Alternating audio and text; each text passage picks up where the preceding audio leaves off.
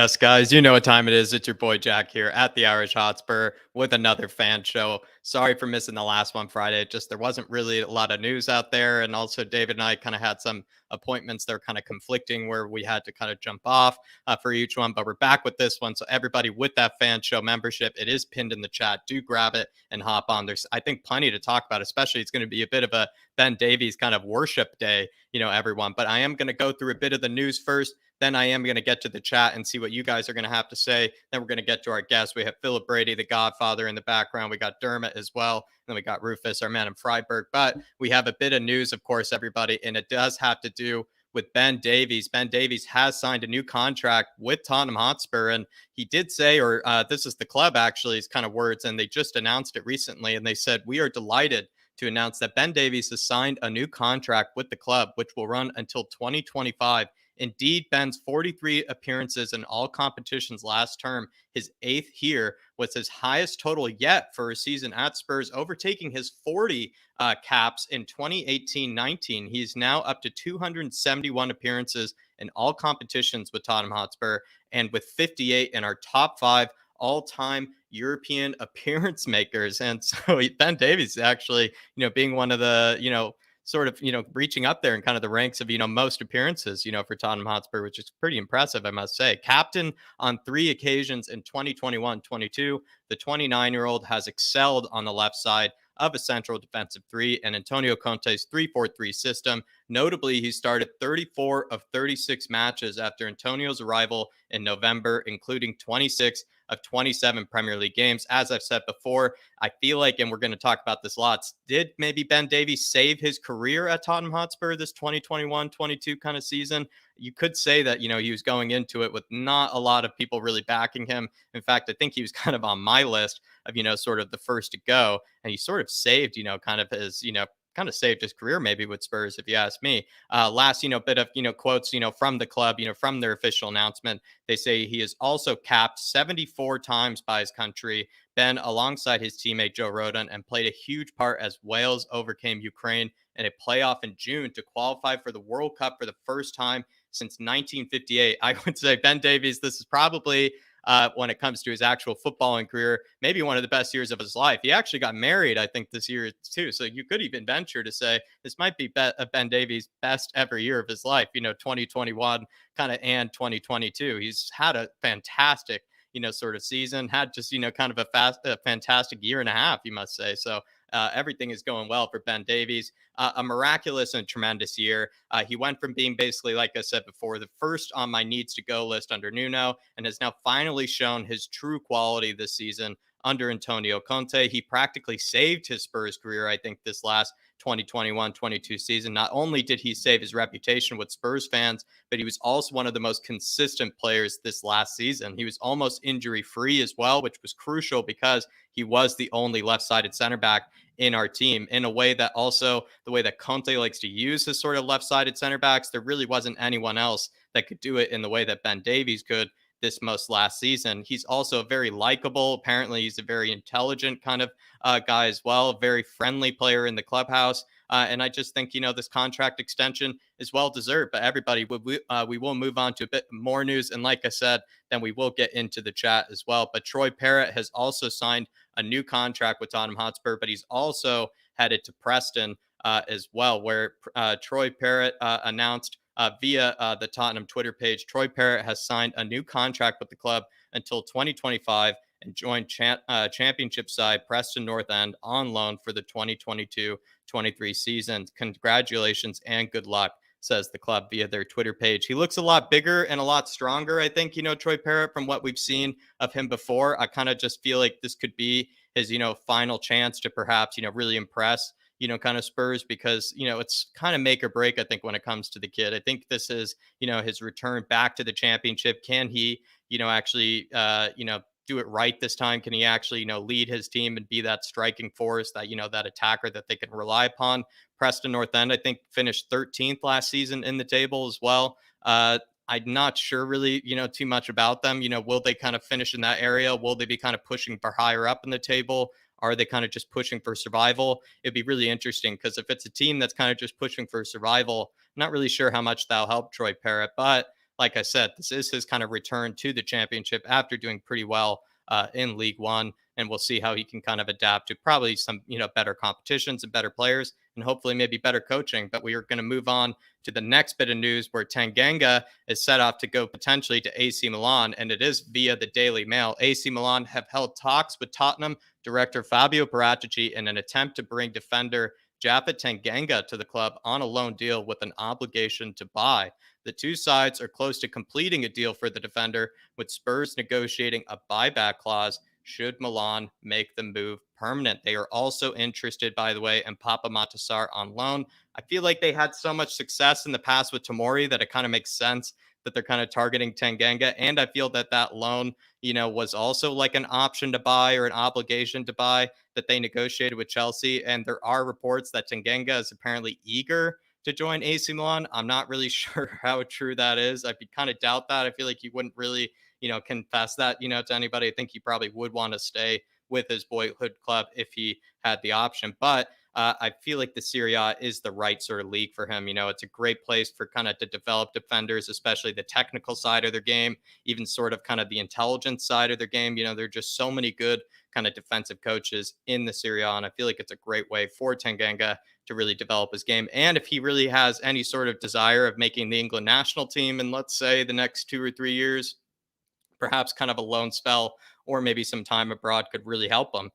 But it did say, that there is some sort of, buy option in this kind of deal of him going to AC Milan, and it could be kind of an obligation to buy. With an obligation to buy, that could mean actually Spurs would have to forfeit Tanganga to AC Milan if they feel like, the loan move is kind of, satisfied or kind of satisfactory to them if it actually goes well. And that kind of is disappointing, because I feel like all of us want just a regular loan, to AC Milan, let him develop there, and then he can come back and see how he can adjust, to Conte's squad, the following season. But it seems like, this could actually end up being a permanent move for Tanganga. And like I said, I sort of kind of see the legs behind this. I can kind of see why this could be happening, because AC Milan, I think at this moment in time, they could be a bit cash strapped. I think they're trying to undergo some sort of takeover. I could be wrong, but I think they are trying to undergo some sort of takeover with some sort of capital group. But, the funds are a bit tighter than maybe than usual, or, kind of than other,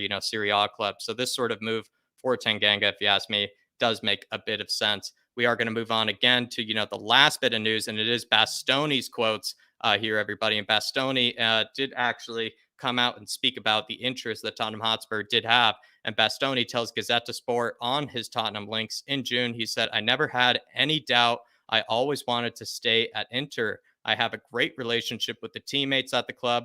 I love Milano. No reasons to leave," he tells Gazzetta. He says, "I really hope Skriniar will stay. We need him." I think he's still very young. He's playing for a good Italian team with a lot going for them. Inter Milan, they are going to be challenging for the title next season. They are going to be in Champions League as well. I think we probably underestimated maybe the attraction or kind of the pull that Inter Milan have right now. A lot of players seem to want to go there. A lot of players want to stay.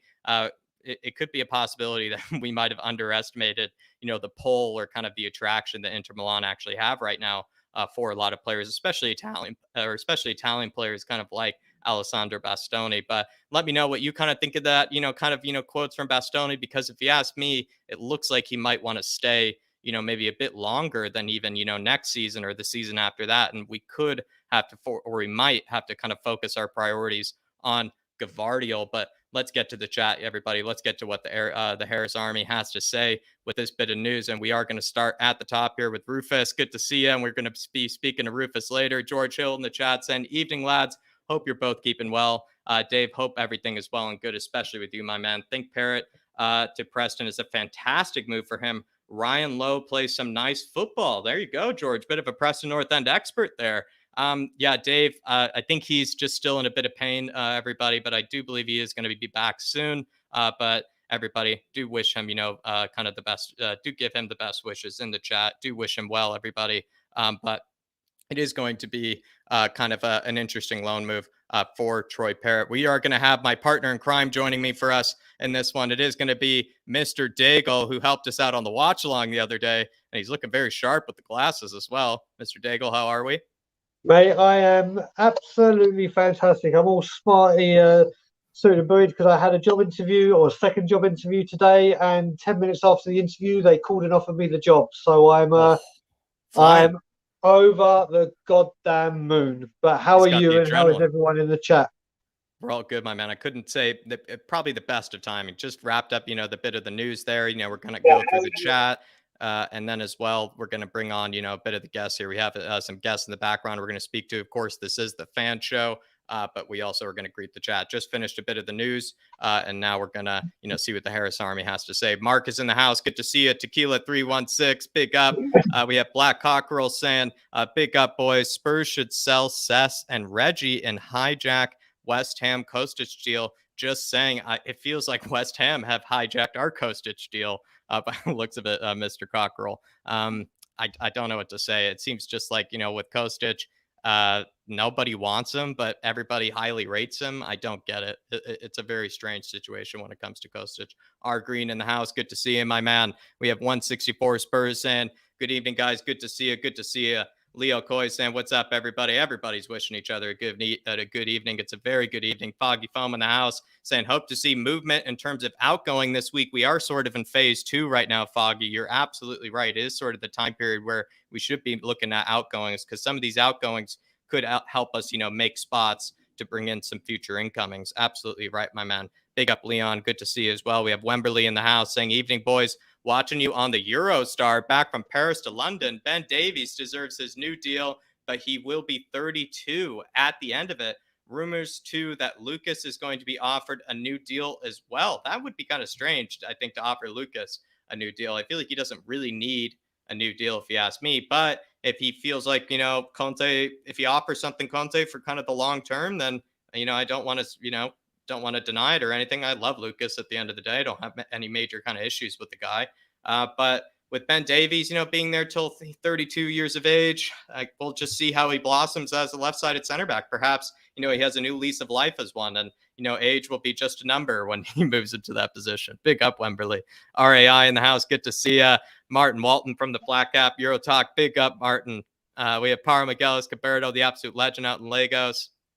Chris in the chat saying, evening, Jack. We'll be in the chat tonight. Can't get on stream. Got misses the family here. Chris, don't worry. No need to apologize. And, it seems like you're behaving, pretty, kind of mildly today, Chris, because you're not even calling me a winky lover. So I might ask you if something is wrong, Chris. Hopefully all is good, my man, because, you're behaving a bit too kind to me.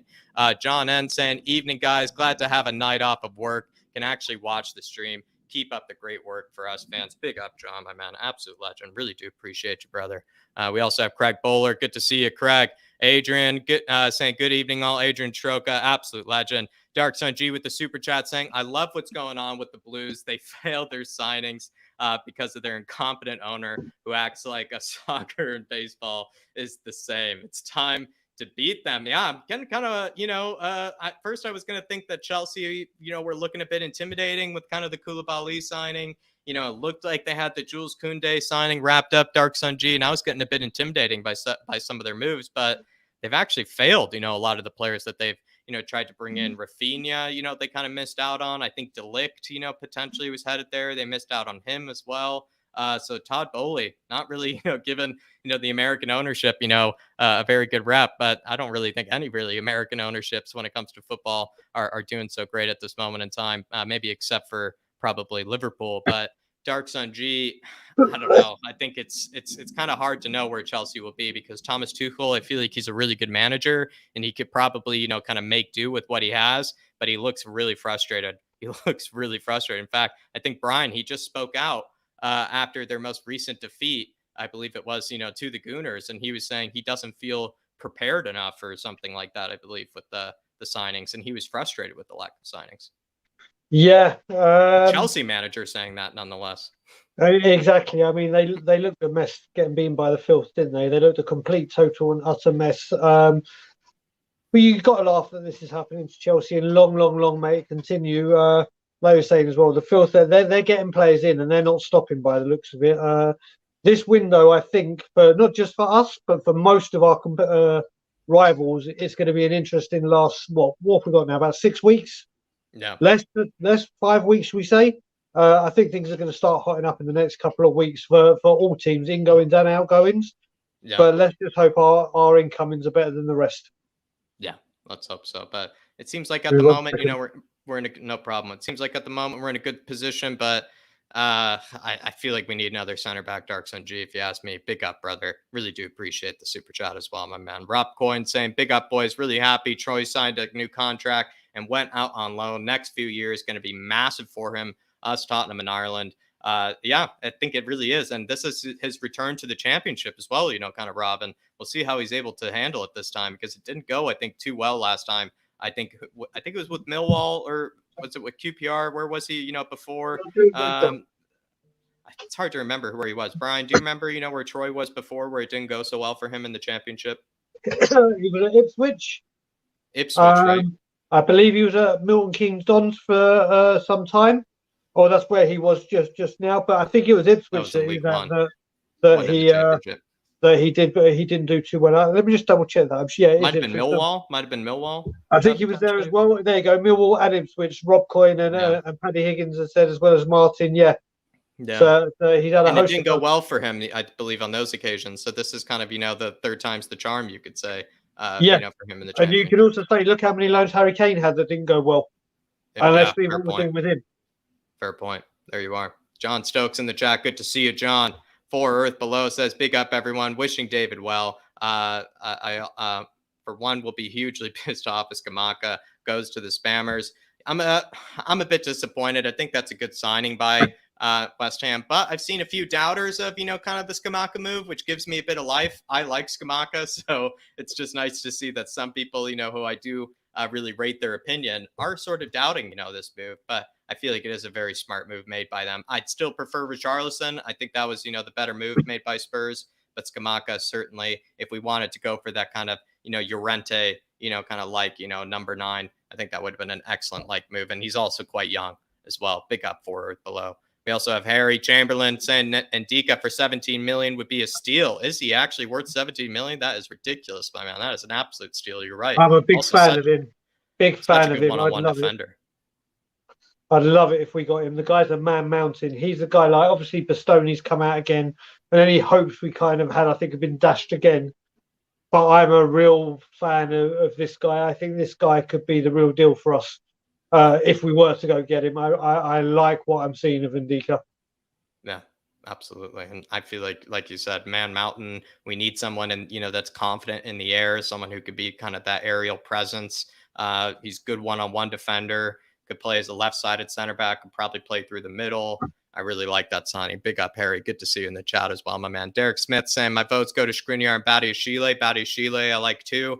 Skriniar, interesting move. He's not as technically gifted, but Conte has found success with him, but I feel like there was also a rough relationship between the two, sort of. So I'm not sure if we really are going to go for Skriniar, but good points there, Derek. We have Neil Shafton saying, good afternoon. Let the Celapalooza start for the guys that need to be gone. And then let's see after Roma with some cash, Paratici can snap his fingers and get us another center back. At least we need another center back, desperate for it. And I can't see David turn blue in the face any longer when it comes to the center back situation, Neil. So the sooner the better, my man. The sooner the better. Just making sure I'm not missing anybody. We have Mark Miller saying not just skip injuries to contend with. If we need to bring on more offensive power, need a creative midfielder to change up the pressure. Absolutely, Mark. Just making sure. Carl Higgins, good to see you, Carl. We also have Lee Richards saying not so many better blockers of strikes at goal than Ben Davies. He is an excellent blocker. You're right. And he says, see him do it so many times for Spurs and Wales over the years. He saved Wales against Ukraine and got crucial blocks for Spurs towards the end of the season. Absolutely right, Lee. And I think he actually averages a fair few blocks per 90. And he had some of the most crucial blocks of this season on top of that as well. You're very good point there. Very good point there, bro. We also have Amir. Good to see you, Amir. Absolute legend all the way out in Israel. And he's going to be seeing the Roma game as well. I think Amir is. We have Donovan Osterreicher, one of the best names in the business. Mary W. Good to see you, Mary. Sorry, somebody was just calling me. Then we also have got Daigle in the chat, of course. We got Ian Ferguson. Good to see you, Ian. Just making sure I'm not missing any. So far behind in the chat, everybody. I do apologize. Probably just after my big news tirade. So do apologize for that. Just going to kind of skip down to the bottom. Tom Harris, good to see you. pure pure OG, pure OG, pure Rogi, pure Rogi. Love it. Thank you. A big It's up, the Brian. glasses. He's It's the looking very glasses. proper. The He's looking glasses that smarter. made me look wise. Yeah, I think you were wiser. I think it's just going to be, if you had a stats presentation, Brian, people would take you very seriously. So, you could have come out with a clipboard, maybe that probably would have helped. But big up Pierogi. Good to see him, my man. Robert Palmer as well, and then rifled. Robert Palmer with the super chat, and yeah, he's saying here, just making sure. He says Zabarnyi, young center back, Mela, right wing back, Madison or Paqueta, who I want. Reguilon, Lo Celso, Emerson, Winks, Ndombele out. Reguilon, I think, is headed out no matter what, even if you like him. I think he's just headed out the club. It seems like Conte just doesn't want anything to do with him. Lo Celso, absolutely, Robert. And I feel like we won't have any trouble selling Lo Celso. It's just dependent on what, asking price, Spurs will eventually, kind of settle with. Emerson, it seems like, with the Jets been signing, the Emerson should probably leave, but I'm not sure. Maybe we will keep him around. Harry Winks has to go. Ndombele is probably the hardest sell of any market. It's like trying to sell a pen with no ink that's, bent backwards and, has, no possibility of writing at all. And you're just going to try to find a way to try to sell it to somebody. It's going to be an impossible task. But big up, Robert. And he wants to bring in Zabarnyi, that very young Ukrainian center back, Mela, that right wing back from Atalanta, and then Madison or Paqueta. Any of these players here, Brian, that you feel like, pop out to you? I would love to have Zabarnyi because it would settle that, center back situation for us just to, see something different. But any of these players pop out to you, maybe like Mela? Mela, for sure. If I had to pick two out of these four, it's Mela and Madison. Gotcha. Mela and Madison. I'm hoping, I've seen in a lot of chats today, and there's all the rumours that Zaniolo has heated up again. And it seems to be the one heating up. And I'm praying that it's the smokescreen for Madison. Because everyone that we seem to have been where it gets ramped up, it's like, look over here, because Paratici is over there. So I'm really hoping, like we see with Ericsson, it was Basuma. What was the name of the Johnston? It was Foster. Rafinha and blah, blah, blah. It was Richarlison. So yeah, I'm hoping. Right.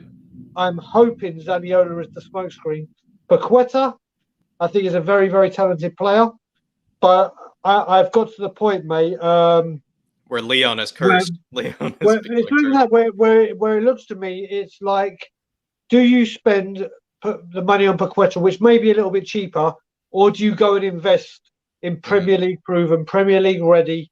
And I think in this position, if we'd had another creative midfielder, then you can take that little risk with Paqueta. Yeah, he's cheaper, but when we don't have one single player that can do that role that Madison does, and the free kick ability that he has, and is Premiership proven, I think you have to invest that little bit more to get Madison. So for me, out of those, if I had to pick two, it would be Madison and Mane. But I completely agree with the outgoings completely. Yeah.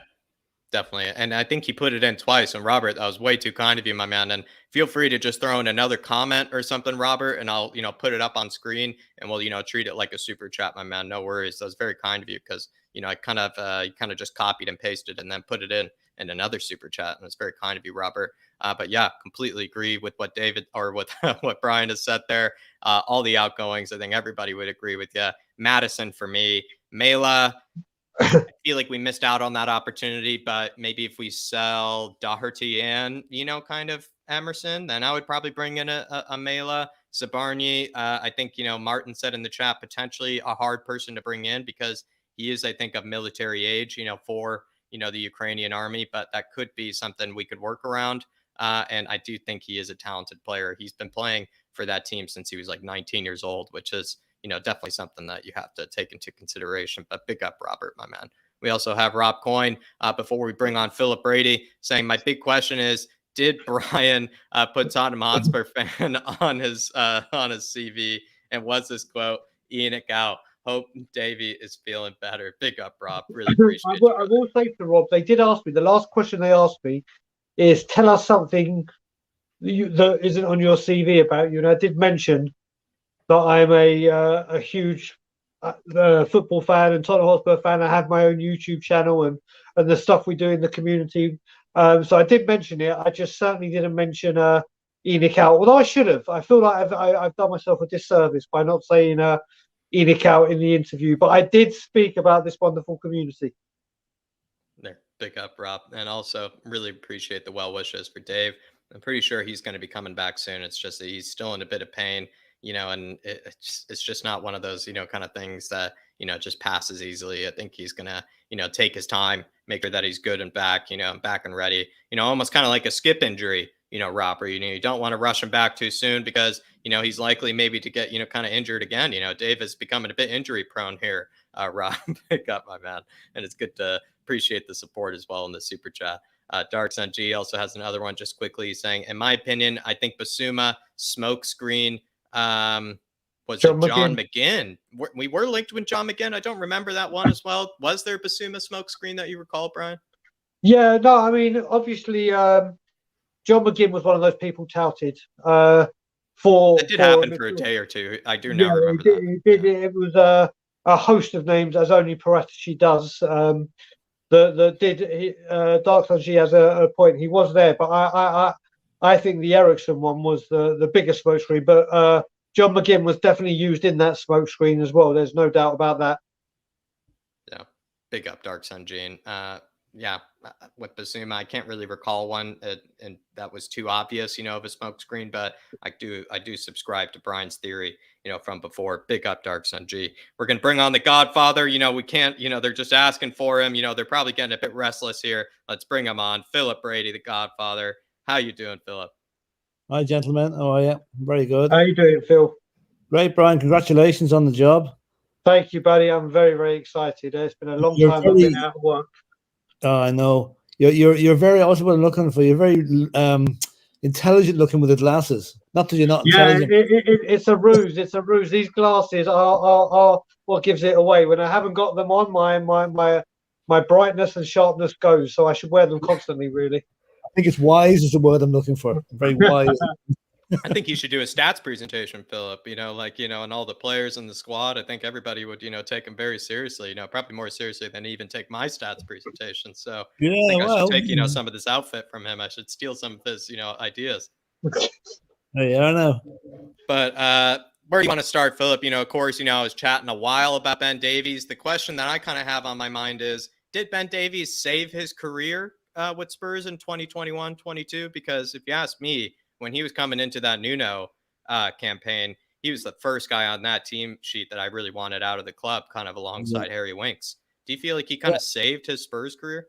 I think you're not the only one. I mean, Ben Davies was yesterday's man up until Conte came in, and he's regenerated his career big time. And I think it also what helped was his exploits for Wales. The fact that he's got to the World Cup final. And he was a very reliable player for us in the latter end of last season. And I remember you were talking about his blocks. The block that I remember most was the one against Leeds when Hugo went walkabout and there was no goalkeeper in. And it was odds on Leeds were going to score. And then Davies came out of nowhere and blocked it about 5 yards from the line.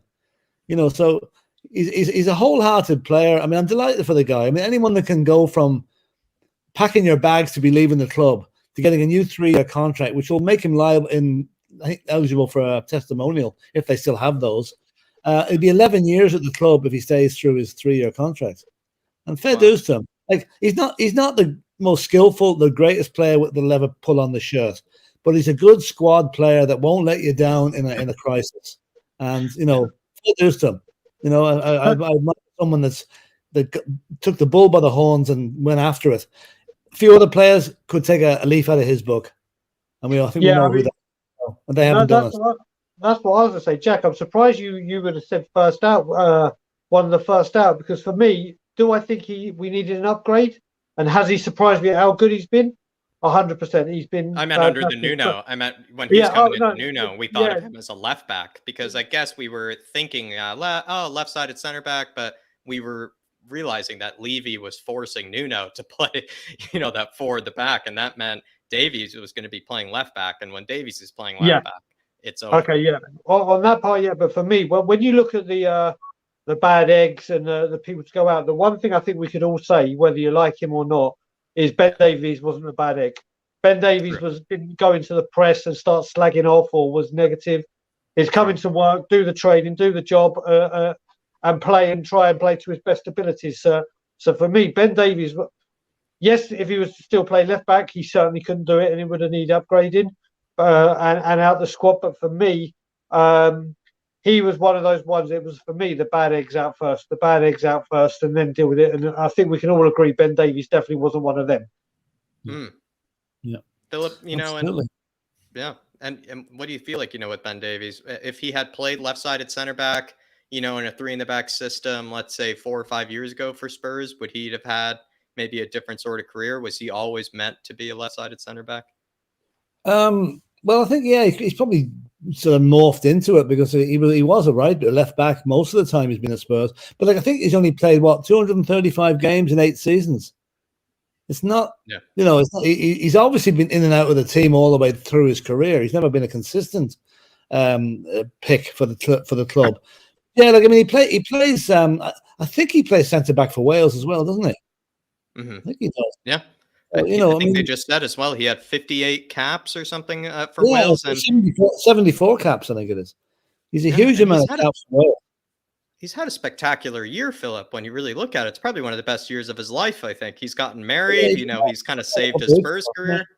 Yeah, and now he's got his 3-year contract, which will see him right out probably to the end of it. Well, he'll probably go off and play lower league when he's after the 3 years. But fair dues to him. I mean, it's nice to have a homegrown player who has took the bull by the horns, got stuck in, got his job back, got his life back, basically. And isn't one of the boys we're trying to push out of the club, which 9 months ago he would have been on that list. Yeah, he was on my list. Like I said, when he was seen more as a fullback, and it's nice to see that perhaps he was this sort of specialist defender all along. As this kind of left-sided center back, and had he maybe been under a coach like Conte in the past, would we maybe have a different perception of Ben Davies? I'd like to think so, but he's just such a specialist sort of defender. Maybe that's, his downfalls now that we're actually seeing what he is capable of at left-sided center back. Well, I'll tell you what he's also is.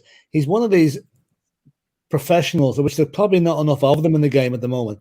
He's quiet, unassuming, hardworking, doesn't cause any trouble in the dressing room, wouldn't have a big ego, not the type to go banging on the manager's door when he's not picked, like some. Every club should have more professionals like that because they are the old type. There was plenty of them in the past. They're not so prevalent at the minute. When you've got the likes of Paul Pogba throwing his toys out the pram every 5 minutes, Ben Davies is the complete opposite of that. And the more of them we have on our books, the better. Yeah, I mean, just to ask that, what you got to remember as well, this just goes to show what Antonio Conte does. Mourinho could make great players, elite players, but couldn't get ordinary or standard or good players up at the other levels. And Antonio Conte's come in with the squad that we had and knew he couldn't do anything when he first came in because he didn't have a summer, had to wait till January. And he was pretty much an ever-present the whole time and really elevated his game. It just goes to show what Conte can do. It just shows the levels that he is above anyone else we could have possibly got, in all honesty. Yeah. Like I said before, Brian, do you think this was the best year of, kind of his, maybe young adult life? It feels like, he's had everything go his way. When we signed Ben Davies originally, I was a huge fan of his. I loved what he was doing in Swansea. He was playing in an attacking Swansea team. Now, you've got to remember, Swansea's standards were never like us to get into the top 4 or whatever. They were to stay in the Premier League and anything else is a bonus. And the kind of football he was playing under Brendan Rodgers, Michael Laudrup and all of that, the attacking play, he was doing very well. And at the time, Danny Rose, I wasn't a fan of because he was brilliant going forward, but getting back, he was always out of position. We were always found wanting down the left side. And I was so excited. But then Danny Rose went up levels. But what we've seen, you got like you were both saying before, he does this for Wales regularly and plays well for Wales in that position. And Conte immediately, we all knew was going to be a back three. And I think he's rejuvenated him. Without a doubt, his best season in a Spurs shirt. Without a doubt. I just see a comment there from Adam Phillip reminding me of it. What I was saying there, Ben Davies wasn't a player that going banging on the manager's door. He did go banging on Daniel Levy's door, apparently, to complain about Nuno.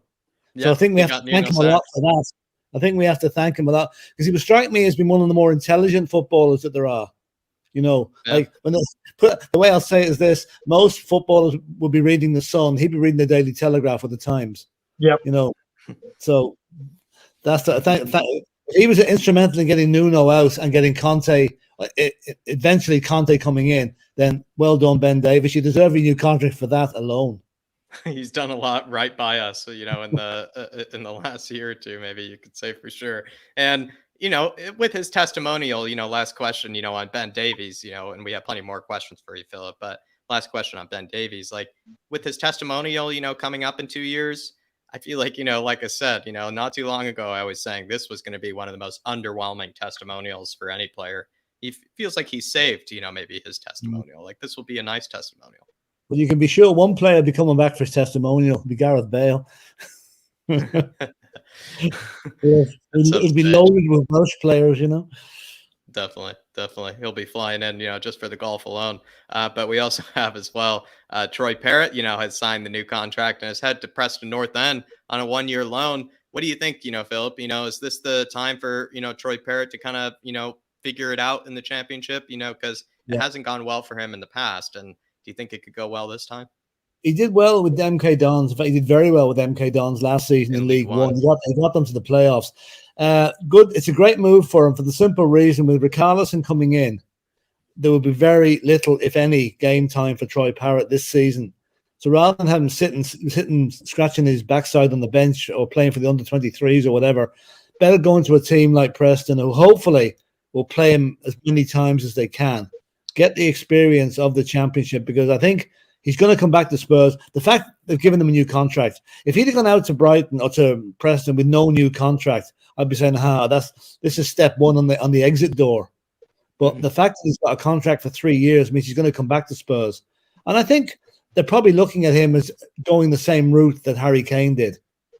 Go to the lower league teams, come back and explode the Premiership, which hopefully he will do. He's only 20. He's a long way to go yet. Do you think he could be a squad player if it goes really well, with Preston North End? Let's say he has a good season with them. He comes back, the following summer to preseason training. Could he find a spot in the squad? Absolutely. Because let's face it, next season, if Harry Kane has a good season this season, what's going to happen next summer. The open season's going to be on. They're going to be transferring to everyone that wants to talk to him, Bayern Munich, Barcelona, wherever it is. So, yes, Troy will be 21. He'll have a season behind him, hopefully with a lot of goals in the championship. And yes, he certainly will be a squad player, because let's hopefully the season after next, we've won a trophy and we've lots of things to hold on to, and Champions League again. So, yeah, he will be a squad player. You got to remember as well, with Parrott going on his loan and doing this, it kind of really eases some of the pressure on Dane Scarlett, because everyone's obviously thinking Dane Scarlett's the one, he's coming through. Troy Parrott hopefully will get a very good season under his belt at Preston and get a lot of minutes under his belt, and then he can come back and hopefully at least figure in the squad. There is a talent there. We saw at the end of MK Dons, and Bill, you would have seen it at very close quarters for obvious reasons. He does look now that he's finding himself, gaining confidence. So him going to a championship team is vital, and I think this could only be good for him. This could be only good for him. I mean, we saw him at the Norwich game when he missed a penalty, and I hated the fact he took a penalty. There's a lot of pressure to take a penalty and being so young, but there is a player in this kid, and hopefully at Preston he'll discover more about himself. Yes, he's come Irish. I think he's got a couple of Irish players alongside him at Preston as well, which is a good move. So they'll look after him and keep him, on the straight and narrow. And I think he'll come back a better player than he's going away, because he's bulked up. He's got the size now. I mean, he's got some of his goals. He's got a couple of brilliant goals for Ireland. And from an Irish point of view, we want him good. We want him to be our next striker as well. Yeah, definitely. And he looks like he's done better, out on the wing before, Philip. Do you feel like, we want to see him excel, as like a lone striker or maybe a second striker at Preston North End? I feel like I don't want to see him playing left wing or something like that. No, I want to see him down the middle. That's what he's best at, So I'm sure you can be sure that the Spurs boys have had a word with the Preston management and said, this is the way we want him. If you don't do it, it's a short ride down the M6. We'll bring him back. You know, easy return home. Easy yeah. return home. Rob Coyne here with the super chat saying, honestly, guys, Dyer, Ben, and Kuti Romero have done really well under Conte, and Phil hoping Troy does well at Preston. Bentancur is a top pro since we've signed him. Philip, for me, Bentancur has looked probably the best in preseason. He's looked so composed. He's making some, pretty, kind of, harsh tackles. He's not shying away from the physical side of things. He's looked so composed under pressure. Bentancur, I think, what was it? 18 million euros, 19 million euros, something like that we brought him in for. It's still kind of a new signing when you look at it, the Bentancur thing. I'm really excited for him next season. Yeah. Is that Bentancur or Ben Davies? Rob's talking about. Might be Ben. Oh, sorry. Whoa. Sorry about that, Rob. Ben Davies. Yeah, I mean, Philip, how about you just take it away? Clearly, I just misread that. He's been a top pro. No, I mean, listen, they're both top pros, Bentancur and Ben Davies. There's no doubt about that, really. But you recover me here. You do some justice to Rob Coyne. He's been talking about Ben Davies. He says he's been a top pro since he signed. He has been. Yeah, he has. I mean, as I said, he's not a troublemaker. He's knuckled down and got it at a stage where we thought he wouldn't be here any longer. And fair dues to him, And let's see what else. Troy. Well, I hope Troy does well at Preston. And Ben and Kuti. Yeah, I think the first part there is Bentancur. All right, Bentancur and Kuti have done well. They really have. Absolutely. I mean, for two players that were labelled by some as rejects from Juventus, probably the most ridiculous statement in the history of mankind. Look what they've done, I would also say to Rob, about Ben Davies as well, is I think he's probably more consistent than Eric Dyer was last season. When it came to performances, like if you're looking for a 7 out of 10, 6 out of 10, from your, center back, it felt like Ben Davies was putting up more of those than Eric Dyer was. I couldn't even point to many mistakes Ben Davies even made, in the course of the season, through Conte as well. He really had an exceptional season. And also, Rob, we had to rely on him, in terms of fitness, and staying, kind of fit, staying injury free, because he was really the only left-sided center back we had available to us that could actually play a left-sided center back, and we know the way that Conte wants his left-sided center backs to play. It's just one thing I've just after hearing there this evening. I don't know whether it's true or not, or just more made-up journalism. Sampdoria are supposed to be interesting in taking Joe Rodon on loan, which would be a good move for him. Good move for him, because he's not high up the pecking order at Spurs. So we send him on loan and see how he gets on out in Italy. Looks like we're going to have our team in the league in the Serie A this season. I hope he gets a new haircut over at Sampdoria. I don't know if you watched. The haircut was shocking. It looks like he's been on a desert island for the last 3 months. I don't even know what he's doing there. It's like he's. It just looks like a mannequin, kind of haircut or something like that. It really is strange, what he has on top of the head of his. Darks on G as well, saying Blues also have players who don't want to play there and have players who want to move somewhere else. Based on Tuchel's words, their fans are very upset. What have you made of this situation, Philip? With Thomas Tuchel, he's come out and called out the owner. I think Thomas Tuchel. Now, this may sound racist or whatever. I don't know what it's going to sound like, but every time I look at Thomas Tuchel, I imagine him sitting there in a Gestapo uniform. He is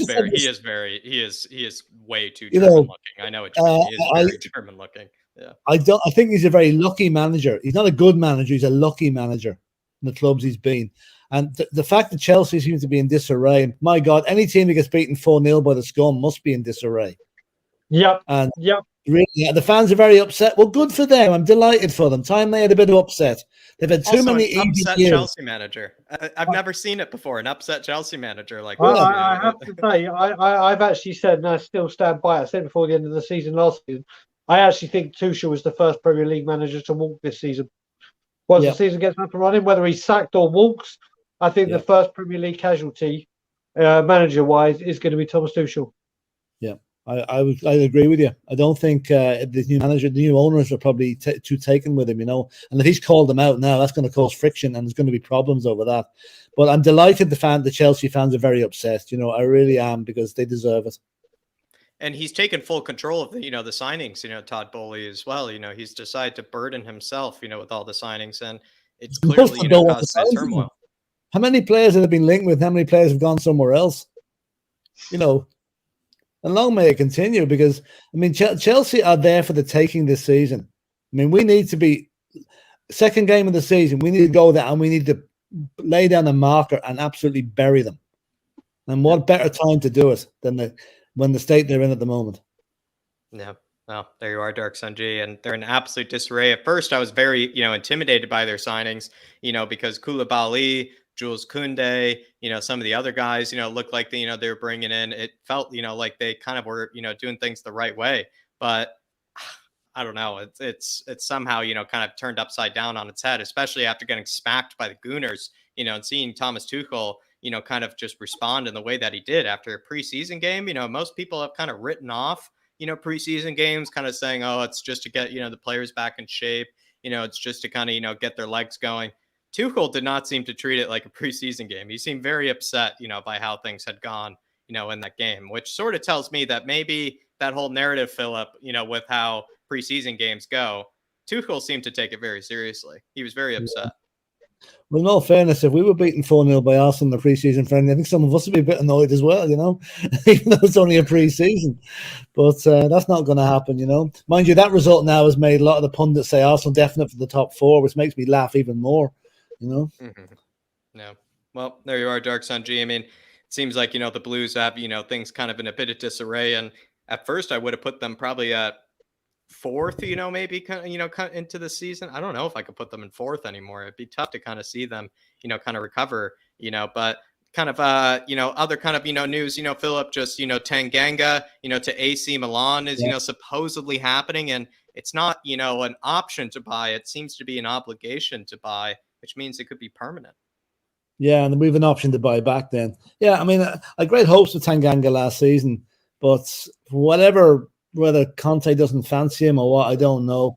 I think it's a good move for him because, again, he's not a player that we're featuring too heavily this season with the squad that we're building up at the moment. No.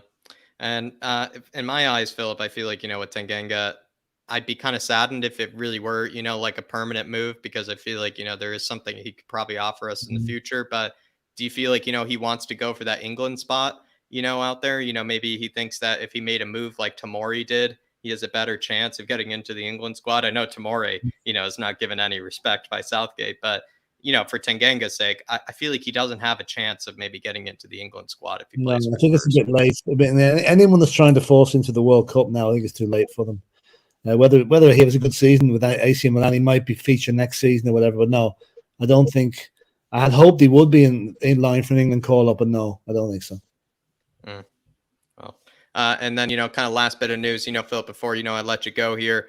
Do you feel like, with Bastoni's quotes, he's just come out and basically said that, he really likes, Inter Milan, he, basically always wanted to stay. It sort of feels like, he might be there for a little while, like not even, long. He'll be there past next summer. Even it seems like we're going to have to give up on Bastoni. It looks to me as if, even if we did get him, we'd be getting a player that literally doesn't want to come to us. And that is not a good way to have a transfer. You're bringing a player in for that sort of money. He's got to have his heart and soul in it. This guy wouldn't. His heart will still be back in Milan. So from that point of view, he's made it very clear he doesn't want to come. Now, Milan may have money problems. They may have to sell. But at this stage, I could see us getting Skriniar quicker than we get Bastoni. Because I say Skriniar probably would come to us. The Skriniar rumours, from what I heard yesterday, started heating up again. And I loved Skriniar. I wish we'd got him the first time. And do you know what? If you can't get a Bastoni, who I really want, but you're right. If he doesn't, he's made it very, very clear, hasn't he, Phil, that he doesn't want any part of it. But Skriniar, who did want to come, and Skriniar, who does love Conte, and Skriniar, who can do a job, isn't a bad alternative, in my opinion. Yeah. It'd be a bit of sparks flying between Conte and himself, all right. But, whatever differences they've had in the past, let them put it behind them. It's a new ball game. But exactly. We do need that centre half, though. Whoever he's going to be, we do need him. And I can see this going run down to the wire, getting the centre back. We're probably waiting until near the end of the transfer window. But to get that, but hopefully is that because we're in that phase 2 right now? Because we're trying to get rid of players, so it's so hard. It's hard to do both at the same time. I actually bet. I think that is the case where it might be hard for Levy and Paratici to do both at the same time, do outgoings as well as incomings, because I they've don't done think a lot of incomings and they I need to don't do outgoings. I don't think a close season would be a close season, or a transfer window would be a transfer window without Levy trying to get a bargain at the last minute. You know, we've Especially done on the most of the outgoings. business early, but I can see the old habits coming back in here. We'll wait until some team that desperately needs money on the 30th of August or whenever, then we'll strike and get somebody, which is too late for content. He wants them all in. I feel like the Levy tendencies or the Levy habits are coming through with the outgoings, Philip, because the evaluations we have on some of our players, seem to be a bit extreme, if you ask me, or it seems like we're not letting go of our players very easily. Well, have there been any offers? Not at the prices he's quoting. We're going to have to be more realistic, Like, I think with Ndombele, we're going to take a huge hit on him. Be lucky to get 10 million from him if we get that. Winks, I don't know. I'm not even trying to think what. All I want to do is get them out of the club, get them out, and let the fresh boys come in and take their place, and let's go somewhere without any of this deadwood hanging around.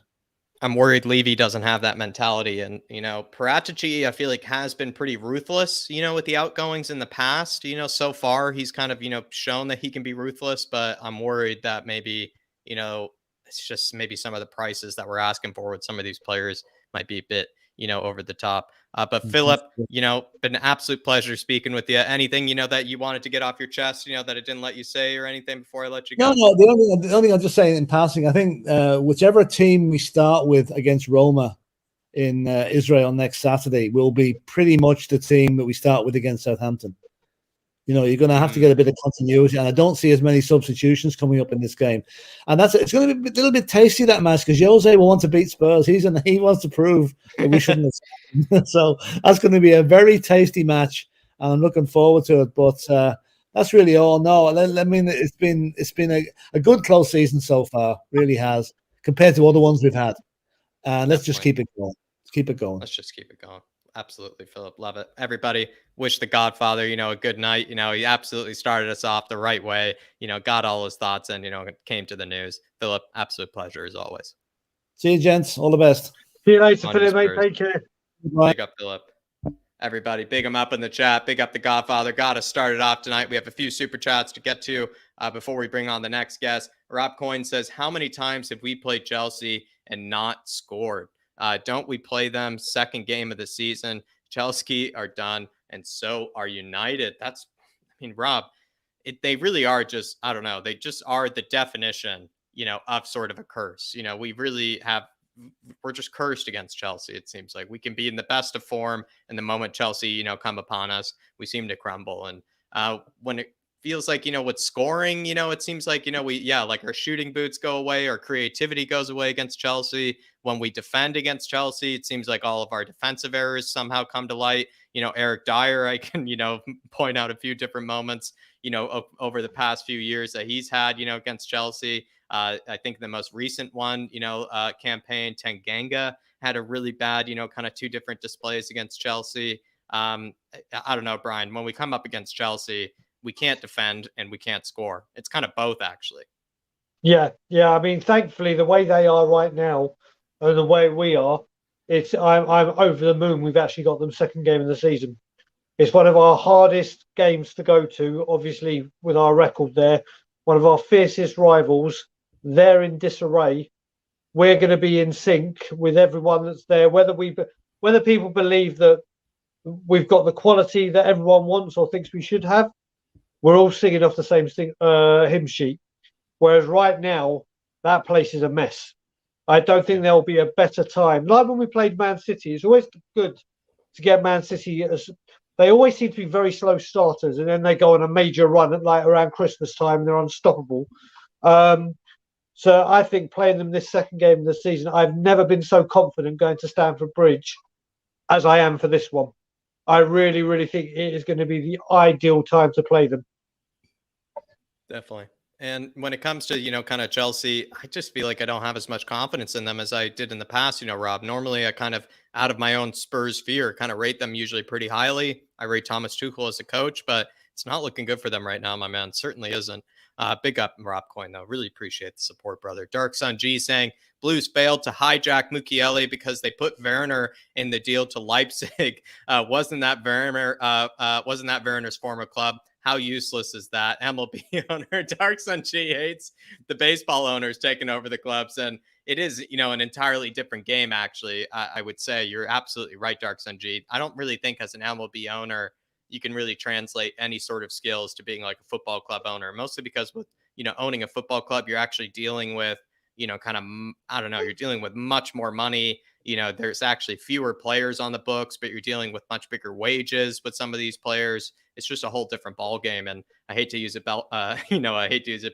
baseball reference there, but it really is a whole different ball game when it comes to it. And with Werner, I feel like that signing has just really fall flat on his face. I think he actually wants to leave, this summer so that he can actually get, a good spot in that Germany squad. He wants to go back to the Bundesliga, if I'm not mistaken.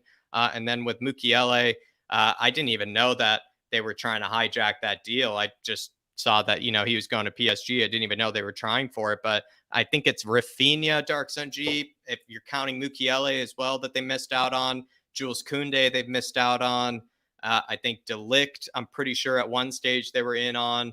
And then there was another player I know they missed out on as well. They are really missing. The MLB owner is just, swinging and a missing. He's striking out on all of these. Dark Sun G. Big up, brother. Really appreciate the support. Faz Radfar says some fans still negative about the transfers. Unfair. Not on this channel, Faz. I think we've been very positive about the transfers. At least I have. The one thing that we are still desperate for is another center back, because Sanchez doesn't really seem like a competent, sort of reliable, defender, at least when it comes to David's opinion. And I think some other people's opinions in the Spurs fan base. And then also we kind of want to see some more competition for Eric Dyer, I believe, as well, Faz. But apart from that, I'm pretty satisfied with the transfer window. Much better than what we're used to. Very, very different style and how we've done it in the past. Brought in all our signings nice and early, not panicking, waiting till the last minute, like a bunch of other clubs right now. I mean, and we're not, kind of the laughing stock of Talk Sport right now when it comes to, kind of the transfer dealings. It seems like Chelsea, a few other clubs as well, Everton are like all over Talk Sport right now because they haven't gotten their business done, as well as Leicester City. So it's nice to not be kind of the laughing stock anymore, if you ask me, Faz. Big up, brother. But we are going to move on to our next guest of the evening, and it is going to be Dermot from Tottenham Tantrum, or Tottenham Till I Die. Sorry. Yeah, Tottenham Till I Die. Sorry, Tottenham Dermot. Till I Die, yeah. We changed it there. We had a bit of a meeting, decided to break from the old channel, just leave it where it was and just start fresh and move on. So that's what we've gone with, and it seems to be very popular. So, yeah, how are you two? Congratulations, Brian, on getting your job. I know Cheers, buddy. Cheers. I know you've been after one for a bit, so really pleased for you, man. The best come to those who wait. And Yeah, I've waited or been turned down. And the good thing is, I'll tell people what I'm doing. Basically, I'm working for, or I will be a team leader in the customer service department. Basically, our equivalent of British Gas. So basically, the customer, and the great thing about it is, obviously, I worked for Booking.com before, and the pandemic just obviously wiped out travel. Well, any pandemic or anything that comes our way, people are still going to need gas and electricity. So job security is you've got a job for life there. Exactly. So there's that. But yeah, I'm very, very happy with it. Yeah. When you said good things come to those, it's like being a Spurs fan. We've been through the mill. We have been through hell, and now we're getting the good things. Now we're on our way. We're on our way to win many trophies, and I can't wait. Definitely. Dermot, where do you want to start? We have these Bastoni quotes. We could start there. Maybe go to Ben Davies later. Do you want to start with Ben Davies? Yeah, I don't mind where you want to start, Jack. Let's start with Bastoni. I don't think we've given that enough light. Bastoni has come out today and has, or at least via Fabrizio Romano, via Gazzetta Sport in Italy, he's had some quotes, kind of talking about that Tottenham interest that, was, happening in the summer. And he said, "I never had any doubt. I always wanted to stay at Inter. I have great relationship with the teammates, with the club. I love Milano. No reasons to leave." And he says, I also really hope Skriniar will stay. We really need him. It really just shows that maybe there's this pull at Inter Milan that maybe us Spurs fans didn't really account for. Yeah, well, as Philip said, and I think Brian yourself said, if he doesn't want to come, then we don't want him here. That if he wants to stay in Milan, yeah, I'm disappointed because he's a brilliant defender and I would have loved him at Tottenham. But if he doesn't want to come, then we need to go and look somewhere else. Over Skriniar, I hope we get him because, like Brian, he's a brilliant defender and what a second choice to go for. And I think he'd be just what we need in that back three. He'd be a brilliant upgrade on Dyer, and then we can play Romero, Langley, and Skriniar, or play Skriniar in the middle and put Langley on the left side. What a back three! And then you got Spence on the right wing back, and the Parrott on the left. I mean, what a back five! You know what I was just going to say with Bastoni. Do you know what I actually respect? I respect him so much for coming out and saying these things. You don't see it a lot in football nowadays. It's all about the money and the big move and making the money and doing this. And do you know what? To come out and say that, all right, yes, we wanted him, and yes, I really wanted him. But in this sport now, we know it's a lot about agents. It's a lot about money and how much they can get. To see a player just come out and stand up and go, no, I'm loyal to this club. This club gave me the start. This club is everything for me. Fair play to Bastoni. And it cuts the rumours dead. It's like, right, okay, he does not want to come. And I'd like to see more of it in football, in all honesty. Yeah, you are right to big him up in that, because I think it's very refreshing. It's very rare you hear a player say that. It's money seems to rule football, not what players want. It's what the agents and where they want their player to go. It's not where the player wants to go. And I think it's very refreshing that he will stand up and say, look, I ain't moving. I like it here. I'm loved here. I owe Inter Milan. Do you know what I mean? That I owe them as much as I owe them. So I think it's very refreshing. And if we can get Skriniar in, I'd be over the moon with that. But I think that might be later down the line. I don't think that'd be a transfer done quickly. I think that'd be more when the season starts if we do get the one over the line. Personally. Do you think we might be shifting our focus to Gvardiol? Because it looks like that might be at least how I see it, because when it comes to Inter Milan, I feel like Simone Inzaghi, a lot of, people seem to be liking him. All these Inter Milan players, they don't want to leave, even though they're kind of being asked to leave. They don't want to leave. And a lot of players want to go to Inter Milan this season by the looks of it. It almost looks like it's going to be hard to pry away, some of these players, over there, because, they seem quite happy. I mean, playing in Italy is lovely, isn't it? I mean, you've got playing in Italy you've got great scenery, great cafes and restaurants, and the food's good and the wine's even better. And Inter Milan is one of them clubs that if you become a professional footballer, there's 5 or 6 clubs you want to play for. And if you are going to Italy, Milan or Juventus are one of the two that you would want to go and play for. So I'm not surprised that Inter Milan's still attracting players, because they're one of the biggest clubs in Italy, if not European football. But I think their owner's been hit with a 200 and something million in the courts, I think, over there. So I think Milan will have to sell players to make some money back. So hopefully, if we go in for Skriniar, that might be that they'll have to sell to balance the books for themselves. So, but yeah, Inter Milan for me, people, that's for sure. Inter Milan for me is one of the biggest teams in Europe. Well, you look they just seem to have a lot of pull right now. You look at it as well. We're also linked, as we have been for a long time, with Davies, Skriniar, and Dumfries. So we may not get Bastoni, who was everyone's top of the pick, but I'd be happy with any of those 3 if we can get them out the door. Like Dermot said, they need the money. There's absolutely no doubt they need to sell. Bastoni is not going to be one, and we have to accept that now. But I would take any of those 3. I don't know what everyone else feels, but any of those 3 I would happily take at Spurs. I'd love Dumfries at Spurs. Out of them 3, I would have Dumfries in the morning. I really would, because I think he'd just be what we needed on that right-hand side. Him and Spence. I mean, what a 2 combination. You'll have Dumfries starting and Spence as a backup. I mean, that would be ideal for me. Dumfries, I'm not too sure on, but I can't really speak, with confidence on that. It's just a lot of people on Flat Cap Euro Talk, showed that they really didn't have any sort of confidence in the guy, and they even said he's actually just an Emerson. I don't know. They just said basically, but they just said Emerson vibes, which I don't know. It didn't really give me, the right impression. And I don't know what to say because whenever I've watched Dumfries, he's looked fantastic whenever I've watched him. Yep. So it's very strange that I see so many people that I really trust. And, like I said this before, Brian, people that, whose opinion I really value are saying, Dumfries is not really someone they really rate too highly. So it's an interesting. Well, you got to remember, Jack, with Dumfries as well. If he's to come in, then you've got that Perisic and Dumfries relationship already there.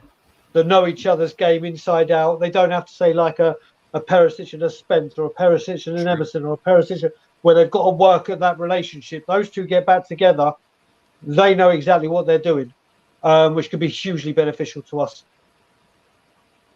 I think for the first time, we have players in the team that will do a job for us. For the first time in a long while, we have players that we know their positions, that know what their job is. So we're not going to be worried if we see the team sheet, a player going out, he knows what he's going to do. And I think that's going to be hugely exciting for us this season. Really can't wait for it to start. I'm so excited for the season to start now. I'm just really wish it was tomorrow. I just can't wait because I think we're in for one hell of a ride this season. Might as well stay in Italy, while we're here, Dermot. Tanganga to AC Milan. It looks like it might be a mandatory, kind of buy option that will be included in it, which could mean that Tanganga could make a permanent move to AC Milan. How would that make you feel? I said it last night on my show. I'd be sad to see him go because he came through the ranks at Tottenham.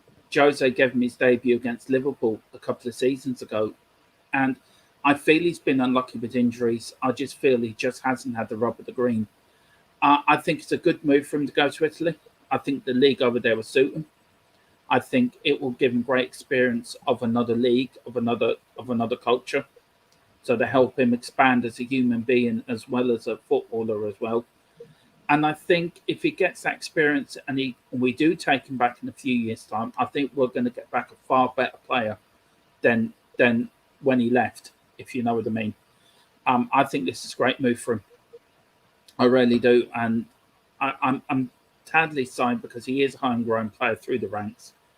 But, I just wish him more success in the world. And I hope he really goes there and hits ground running because he is the defender that deserves it. Do you think he saw, how well Tomori had done, after making that move from Chelsea, and, Tomori really had no chance of making that Chelsea squad at the time. Is Tanganga kind of seeing, what Tomori did and, maybe just kind of following in his footsteps? I think there's some similarities there. I think you're right in saying that. I think there is. I think he has looked at that. But I also think that it's a good move for him personally. I think for his own growth as a human being and as a footballer, I think they can go hand in hand. And I think going to Italy with the culture and with the way of life over there, the footballers over there are very much, you train hard, but you also they do things as a team outside football. And I think it will help him learn another language. And I think it'd be a great move for him. And I just wish him all the success, really. Yeah, I wish him all the success as well. What do you think, Brian? Is he just trying to copy Tomori? He's like seeing that playbook that Tomori just used in order to kind of get some notoriety. And he's like, in order for me to become more of a high level defender or maybe in order for me to really progress my career, I'm going to have to do what Tomori did. Well, do you know what? I mean, if this does go ahead, I love Tanganga. I really think there's a player in him, and I'd be sad to see him go on an obligation to buy or whatever. But you look at it over the last few years, young English kids now are doing it. Beforehand, we had a whole time where not a lot of England players, especially youngsters, were going into Europe. And now you look at Germany, where you got Jude Bellingham, and obviously Jadon Sancho, who's come back. And now you look at Tomori, like you said, Tammy Abrahams. The Italian league is coming back to where it was like in the early 90s when Gaz was out there and everything. So do you know what? They've got to start thinking, I want to play for my country. I want to play in the big time. And now it's quite refreshing to see youngsters wanting to go abroad now and do it. And it's shown that has rejuvenated people's career. Like Dermot said, I think the Italian league will suit him. It may give him more game time because the football's not as physical. It's more tactile and more progressive.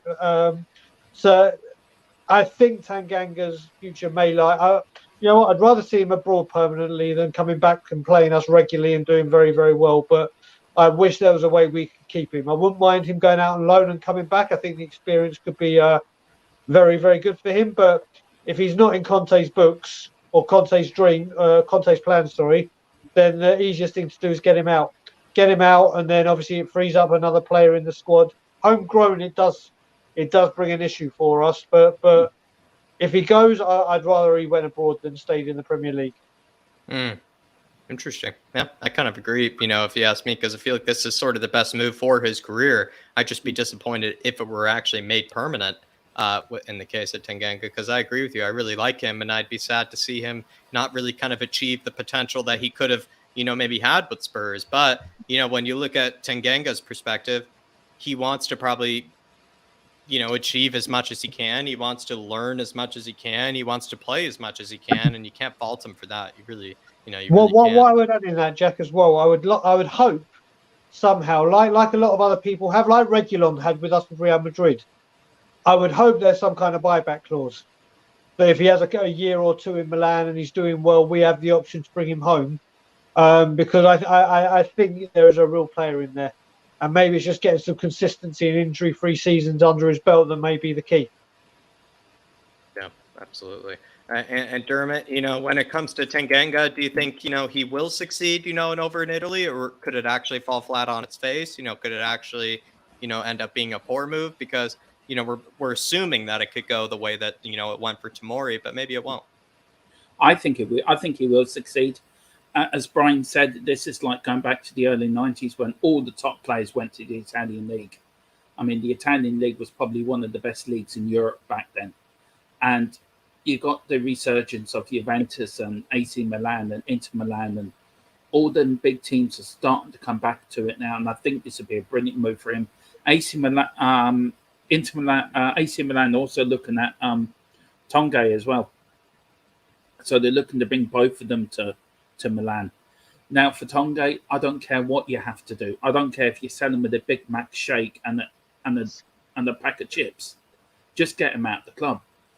I won't be sorry to see him go. I'd be glad to see him off the books and out the door. But I think Jaffa, I think this would be a brilliant move for him, and I think it really will suit him down to the ground, and we will see that player that we all know he is come flourishing. It could be just a late developer like some players, but when he does develop, by God, watch him go, because he will be one of the best. Definitely.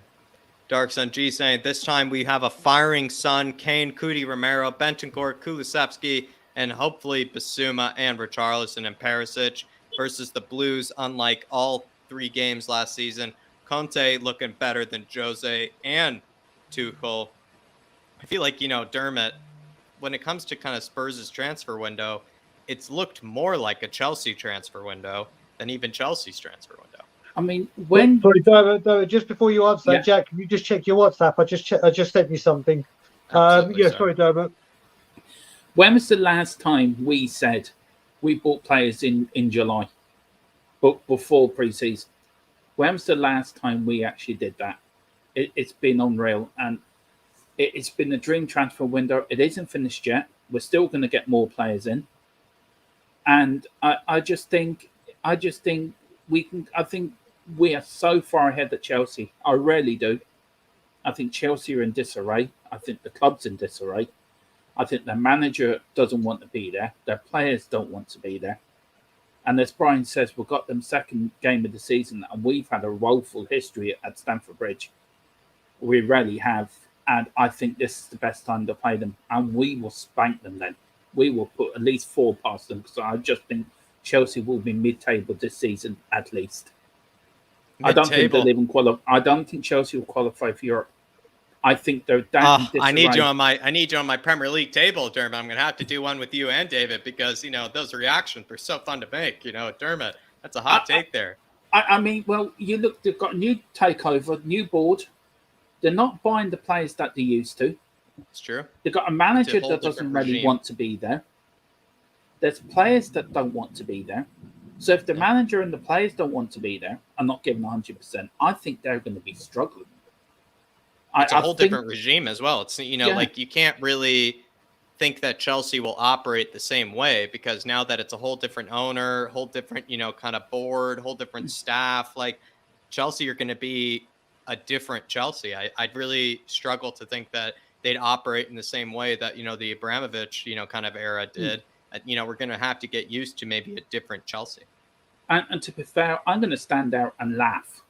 That's what I'm going to laugh at Chelsea and their fans, because they deserve to be laughed at. Because I just hate Chelsea to bits. I hate them and West Ham.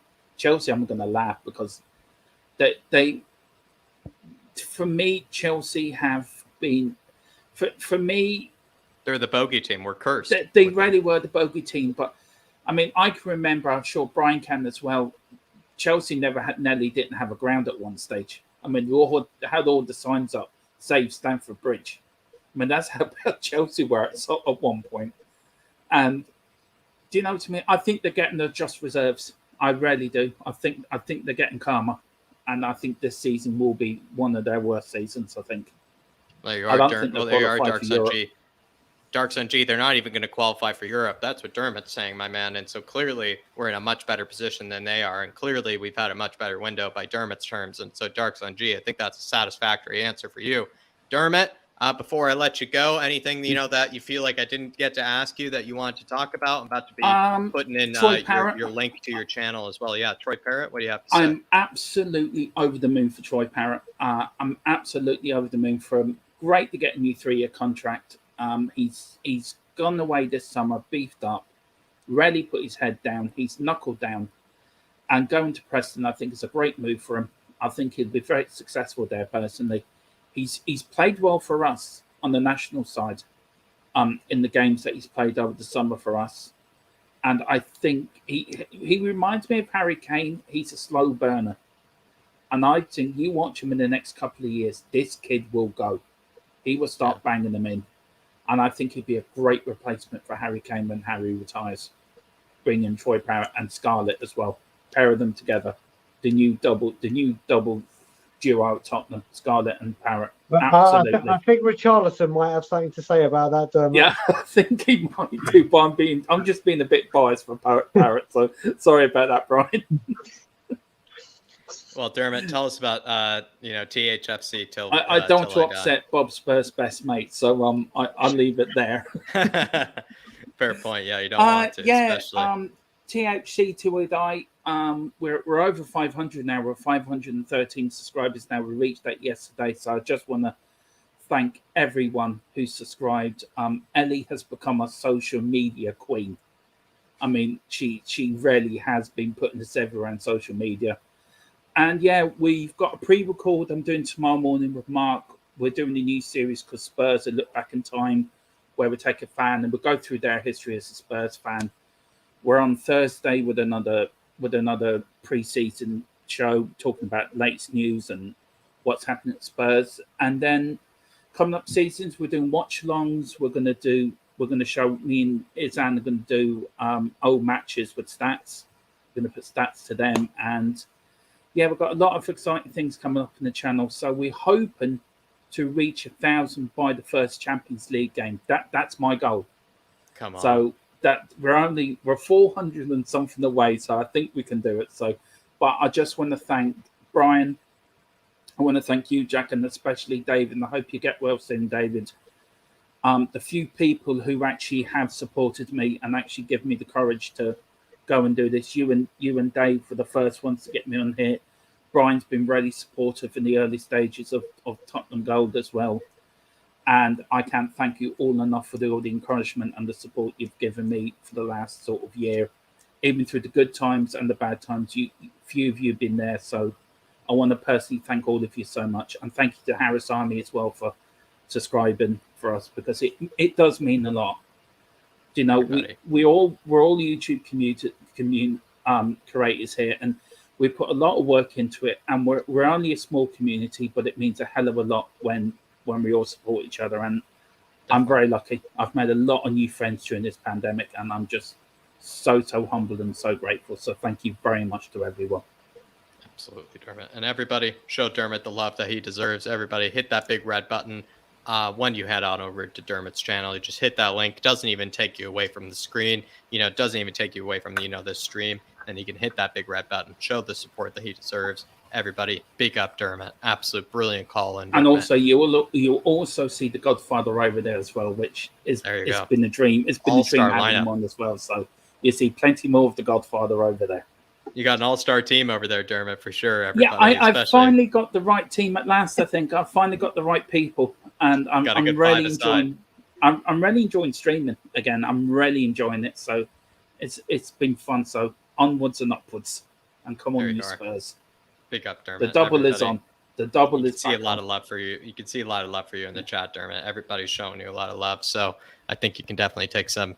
Be happy about that, because people definitely love your channel and people want, to see you streaming more. So Dermot, really appreciate you coming on. Class call as always. Thank you very much, lads, and God bless you. Have a great stream. See you later, buddy. See you later. Catch you, brother. All right, we're going to keep moving on. And we're going to go on to our man out in Freiburg, and it's going to be Rufus. Rufus, hey, how are we doing? How you doing, Rufus? Bit dark. Sorry. Everything good, my man? Good. Nice to meet you, Brian. And yourself, my man, and yourself. Always good to meet new people via our wonderful Tottenham community. So pleasure to meet you, buddy. Yeah, I'd like to say get well, Dave. And that's it. That's a bit better. Yeah, get well, Dave. And I know he probably wanted to talk to you about the centre back situation. But I hope it's nothing too serious and that they'll be okay.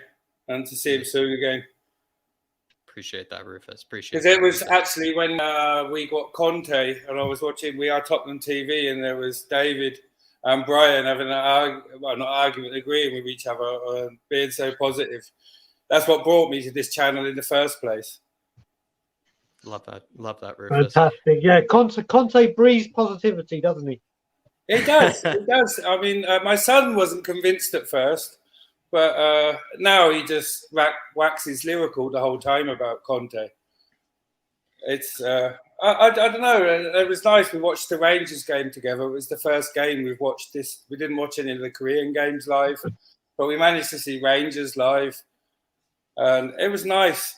It was a good game. I felt positive afterwards. There were some good performances. It was nice to see a couple of the new players. Yeah. So, who impressed you in the Rangers game then, Rufus? Kulusevski was awesome in the first half. I mean, he was my favourite player at the end of last season. Jack knows that. He's the shirt I've ordered. He's just awesome. And in the first half, he was just bossing it. Yeah.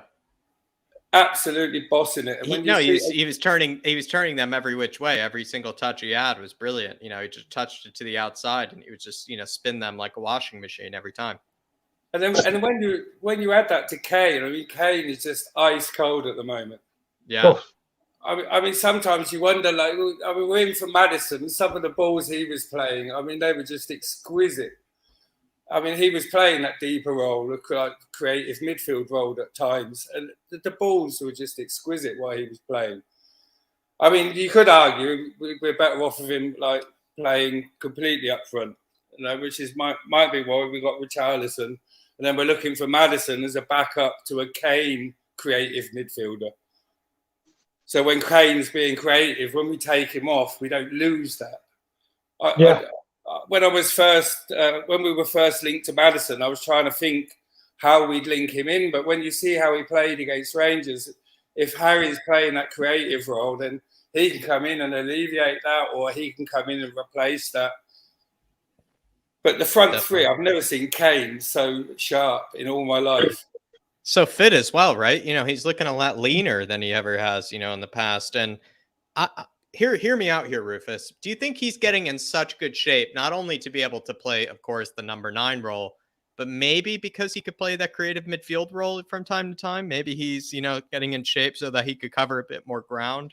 It's like a creative midfielder. I don't know what it is about him. He's just turning into he's looking a lot leaner. Like we we kind of liked Kane because he was a bit bulkier, right? That was kind of what made him, attractive as a striker, is that he was so good with his feet, but had that strength, kind of about him as well. Like he's looking kind of like skinnier than we've ever seen him. He's just turning into like a complete player. I mean, you couldn't ask for much more, could you, for a player? No wonder that everybody's interested in him. I love the way Conte slapped away the interest from Bayern. Oh, it was lovely. It is disrespectful to talk about other players. I love that about Conte because he fights for the team. And it's like when you see a player going up and arguing with the ref, you don't get yourself a booking, but show you care for the team, show you want to fight for the team. And Conte really shows that at moments. And that's what really excites me about this season. And see the front three so sharp. And I think it's a bit why Conte wanted the signing so early, because he sort of sensed with the earlier start to the season with the World Cup, it made sense to be ready because we might get 4, 5, 6 games on the opposition. I mean, Chelsea look in a complete disarray at the moment, absolutely complete disarray. I really fancy us on the second game, and I wouldn't normally say that.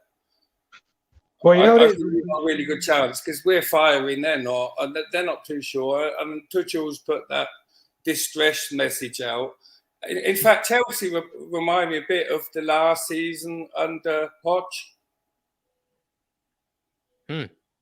Signings coming in, but nobody's happy. Really? I feel like it's like the narrative really switched on Chelsea, though. It just feels like, everybody was really, kind of excited by some of the moves they were making. And now all of a sudden, Tuchel has come out and, been really upset. But I guess it is kind of the end of the Poch era because, Tuchel, the way that he's sort of, talking about, the owners, talking about, the moves that are being made, it is kind of a bit Poch-esque. So you might be onto something there. And there's a bit of like, he's just saying, look, you either back me or you don't, because I'll be off, or I'll just throw my toys out the pram and you'll sack me anyway and I'll get a nice settlement. Which is a bit the way Poch was. I appreciate the way Poch felt because he hadn't been backed. Then his signings come in. I didn't think he was always behind them or whatever, Yeah. And I'm glad we've changed that culture now. That's history and I don't want to talk about it anymore because I've never been more excited going into a season as after watching the Rangers game. There were some mistakes. We're still shit in the air defending. There's these little points we've got to work on. But on the whole, just for a pre-season game, I just saw so many positives. Perisic was awesome. Yeah, definitely. Perisic looked absolutely. To see him. Langley showed some passing abilities, which we don't really have from back there, Played a lovely long ball to Richarlison at one stage that looked like, a bailout, sort of pass. And, it ended up, being actually a great pass, to Richarlison. Will Longley replace Ben Davies? Just to bring it, to Ben Davies here, he signed a new contract with Spurs today, Rufus. Longley is his competition, of course. What have you made of the Ben Davies contract extension? Well-deserved in your eyes? He earned it in the last season. He earned it, and he earned the right to fight for his place. And I think that's what this contract extension is. It showed solidity a lot of times when you needed him. Like some people said earlier, it's not that it's never going to be like world class, but he's solid. He's also had a spectacular year, right? But everybody makes mistakes, He's had a spectacular year, right? He's gotten Nuno sacked. He had all these caps. He got Wales to the World Cup. He got us into top 4. He's had a spectacular kind of redemption year, you could say, Ben Davies. Yeah, I mean, like if you went back to last summer, like he would have like been on the out list that we have on some of the super chats tonight. Everybody giving that out list. And I guarantee Davies was on most of those last season. But he proved himself in the end. He did some great blocks and he was solid. He fought with passion, but I think that's something that Brian hit on earlier, that Conte actually sort of like breeds passion. not just in the players, but in the fans as well. It's just sort of like, it's infectious. Yeah. I'll tell you, with Conte, what I noticed when I got to go to a few games with him, I used to spend about 10 or 15 minutes when there was a bit of boring passage of play where I didn't even look at the play. I was looking at Conte and just watching him on the bench, and he's just box office watching him because he's never standing still. He's always communicating. Watching him closely at matches, he's just phenomenal. He is just phenomenal. Like you said, Rufus, there's passion that they run through brick walls for him, and it's brilliant to see. I mean, I love that they have that Conte cam now. I always look forward to Conte cam. That's the highlight of the week. I think it comes out on a Wednesday or something like that, normally by the time they've edited it. And it's always the highlight of the week. Me and my son wait and watch it together. Because it's just the passion, the way he jumps into everybody. You know, it makes you feel that he cares as much as you do. Definitely. And if he breeds that in the players, then we're on to big things this year. Definitely. Big time. And I think that's the thing with the fitness. I think we're going to have this spring on Chelsea in the first game. I think we're going to have this spring on a lot of teams for the first 5-6 games. Speaking of Chelsea, then, Rufus, you know, we've always been cursed against them. How do you see that, you know, second game, you know, going for us, you know, and it's also a game that happens so soon as well. You know, will we continue to have, you know, the curse, or will things be different this time?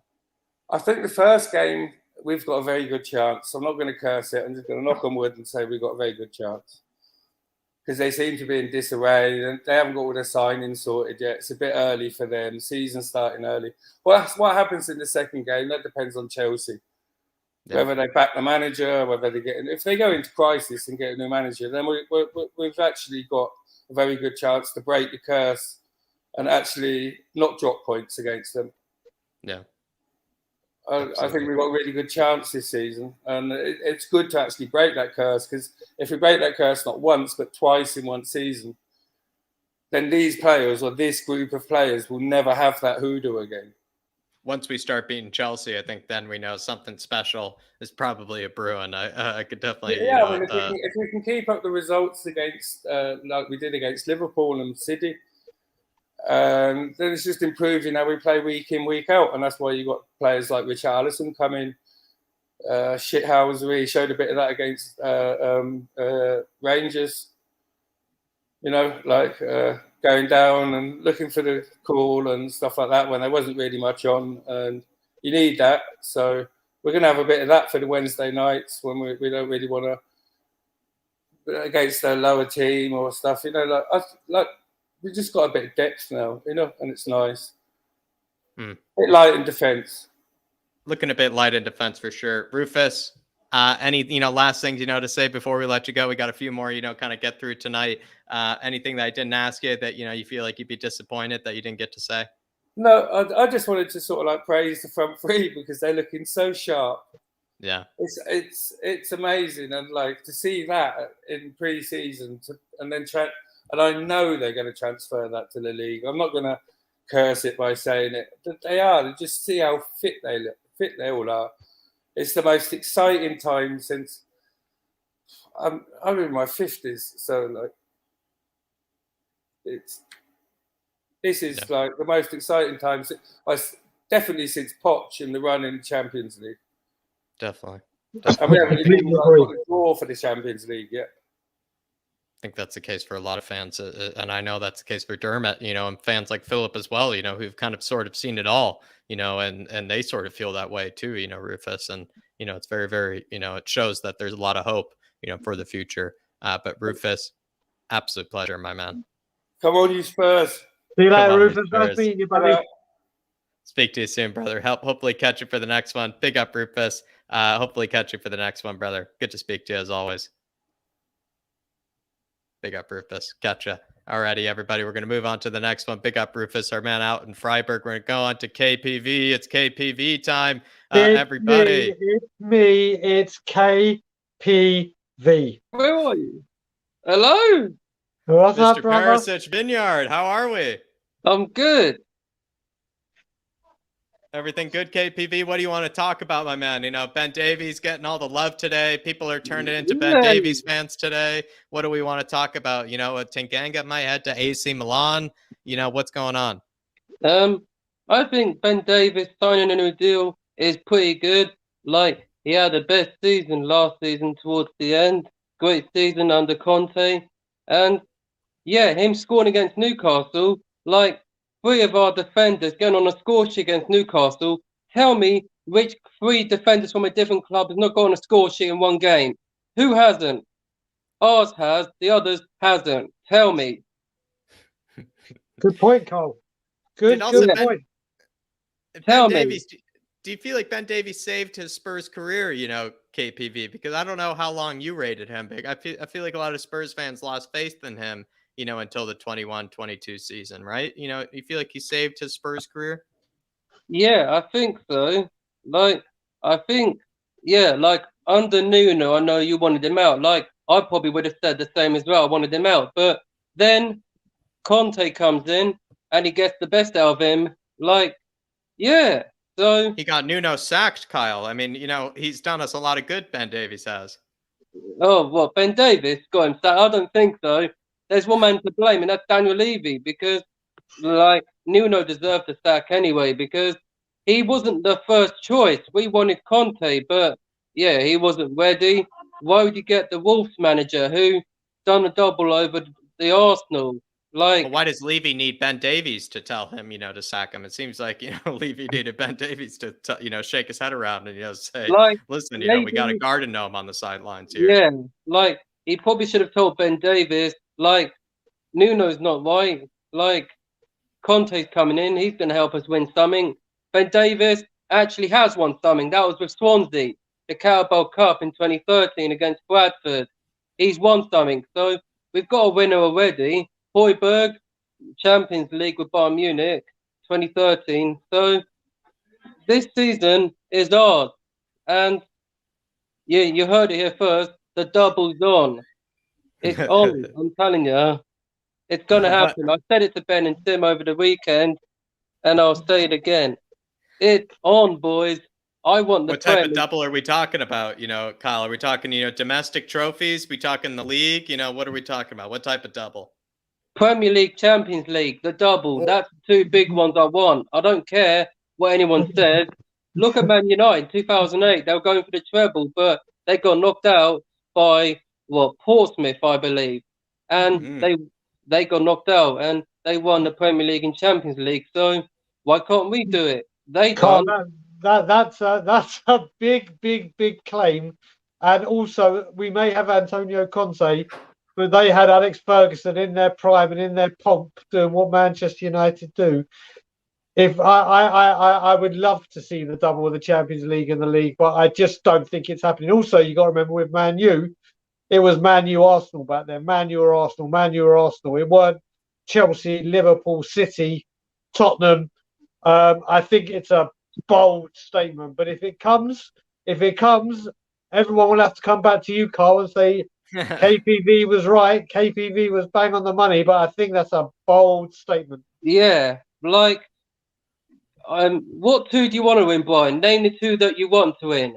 Oh, mate, the 2 I want to win are the league and the Champions League. That's what I want to win. Well, I think we got more chance of a domestic double, as in the FA and the Carabao Cup. But what I want is definitely those 2. Mate, I'll take one of them. I would take one of them, let alone 2.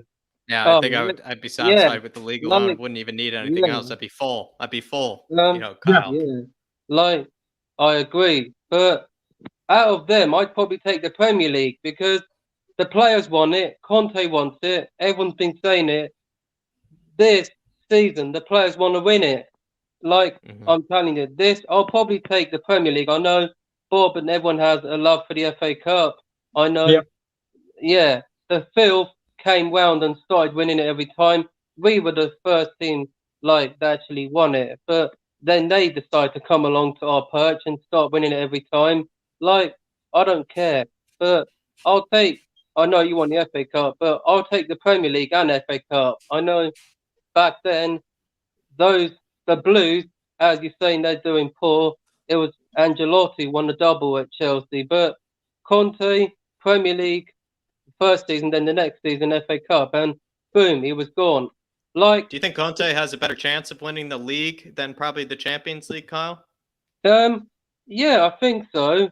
Yeah, he's a league specialist, right? Yeah, Premier League, because as Stel said, he hasn't won a knockout game where he's been. Like, I think, yeah, he hasn't won. But, like, let's see who we get in our group. That's a couple of weeks away. Like, I know you said Dave wants Bayern Munich, but I don't. None of us do. I don't. I'm sorry, because they've got that former Arsenal man who got 4. I don't want them. I'm sorry. I'd rather have Inter, who they've already beaten us 2 times. We played them in our group, and when we first made it in the Champions League, that was under Harry Redknapp. And can you guess who got us into the Champions League? I know Brian does. It was Peter fucking Crouch. It was the big man. The big man, absolutely. The big dog. Bring him back, because, like, he was amazing. Crouch, you name it. Goals. He scored some great goals. But yeah, Davies signed a new deal. I'm happy. And Parrott on loan at Preston. I want to wish him luck, but please look after him, and he better get minutes. Like, I know Kane's had some loan spells. Look at him. Leicester, he was poor, but only got 5. Norwich, I believe he was in the Premier League with Norwich when United won the title in 2013, and he broke his leg and couldn't play. Like, but yeah, this incredible memory, Kyle. You know, incredible. With Parrott, do you feel like, it hasn't gone well for him before in the Championship? It went well for him with MK Dons, in League One, but now he's back in the Championship where, he's sort of, not been able to hit the heights. Will he be able to do it this time?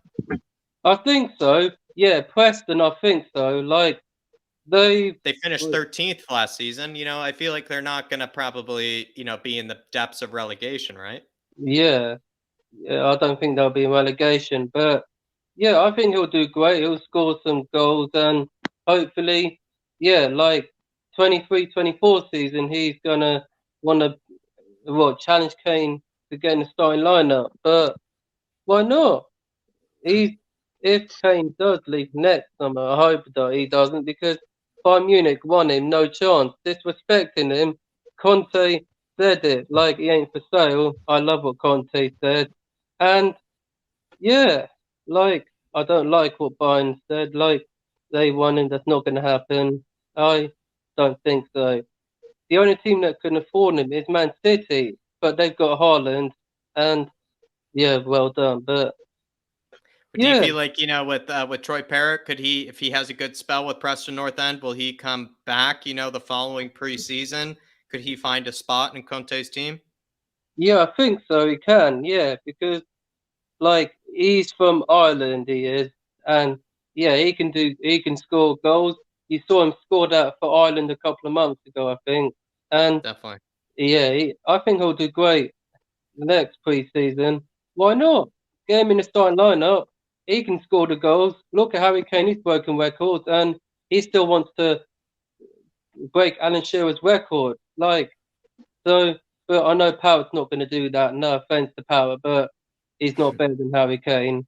I don't care. I hope he finds a spot in the squad, though. Parrott does, because I think there, maybe in the future there could be a spot, for our boy Parrott, Kyle. But Kyle, anything that you wanted to get off your chest, anything that I feel like I didn't ask you, that you wanted to speak about. Yeah, I think so. I don't know what else I was gonna say. But well, how about I give you one more question here? Tanganga to AC Milan. Tanganga, he might head there on an obligation to buy, which means he could head there permanently. Would that make you, a bit disappointed that, Tanganga didn't make it with Spurs? Yeah, I think so. That'll make me a bit upset, because Mourinho was the one who gave him his debut against Liverpool when Liverpool won the league that season. He got man of the match, and like, he actually was brilliant. But then we know what happened then. The coronavirus came along, and that ruined everything for us. But I have to say, he was quite good against Liverpool then. I know we lost the game. He was good under Jose. It felt like he was, maybe not so good under, Antonio Conte.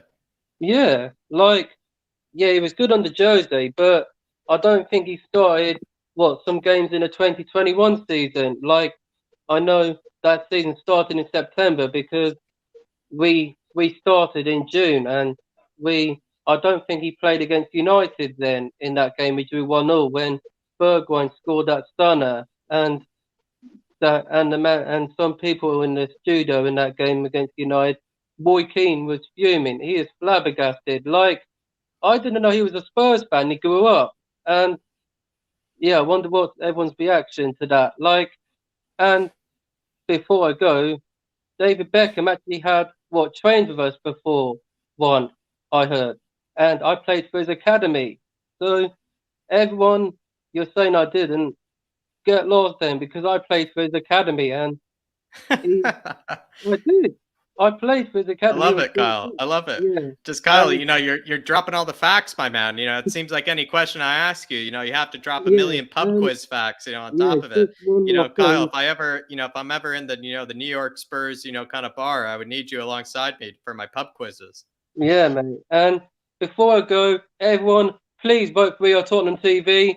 They're probably second, are they, Brian, or are they top? Yeah, they're still second. Redman TV had a huge surge of a few thousand votes. They've gone back into over second. their shoulder. Oh, yeah. So everyone, please vote for Ben and Sim. They do everything for us. They bring us a load of content, FIFA, Tottenham content, whether it be live match vlog. And so everyone, please vote for them. They've changed our lives. I was fortunate enough to meet them last season against Brentford, and please vote. And please vote for them. They need your support. Get over there, check their channel, and subscribe to Tottenham on Tour, everyone. And congrats on the job, Brian. Thank you very much indeed, KPV, brother. Always a pleasure to spend time with you. Yeah, my man. So, we'll speak pleasure very as always, soon. KPV. Speak to you very soon. And as always, Levy out. Levy out. Come on, you Spurs. Big Yeah, up, man. KPV. Peace Legend. out. Peace Big out, up. brother. KPV, everybody, show that man the love. Kyle Perisic Vineyard, you know the name. KPV. We're going to keep moving on, though, people. We got a few more guests to get to, and we're making a debut, I believe, here. Just making sure I have the order right. Yes, it is. It's going to be a debut with Mark coming onto the channel. How you doing, my man? What's up, everybody? First time. Excited to be here. How you doing, Good to Mark? have you.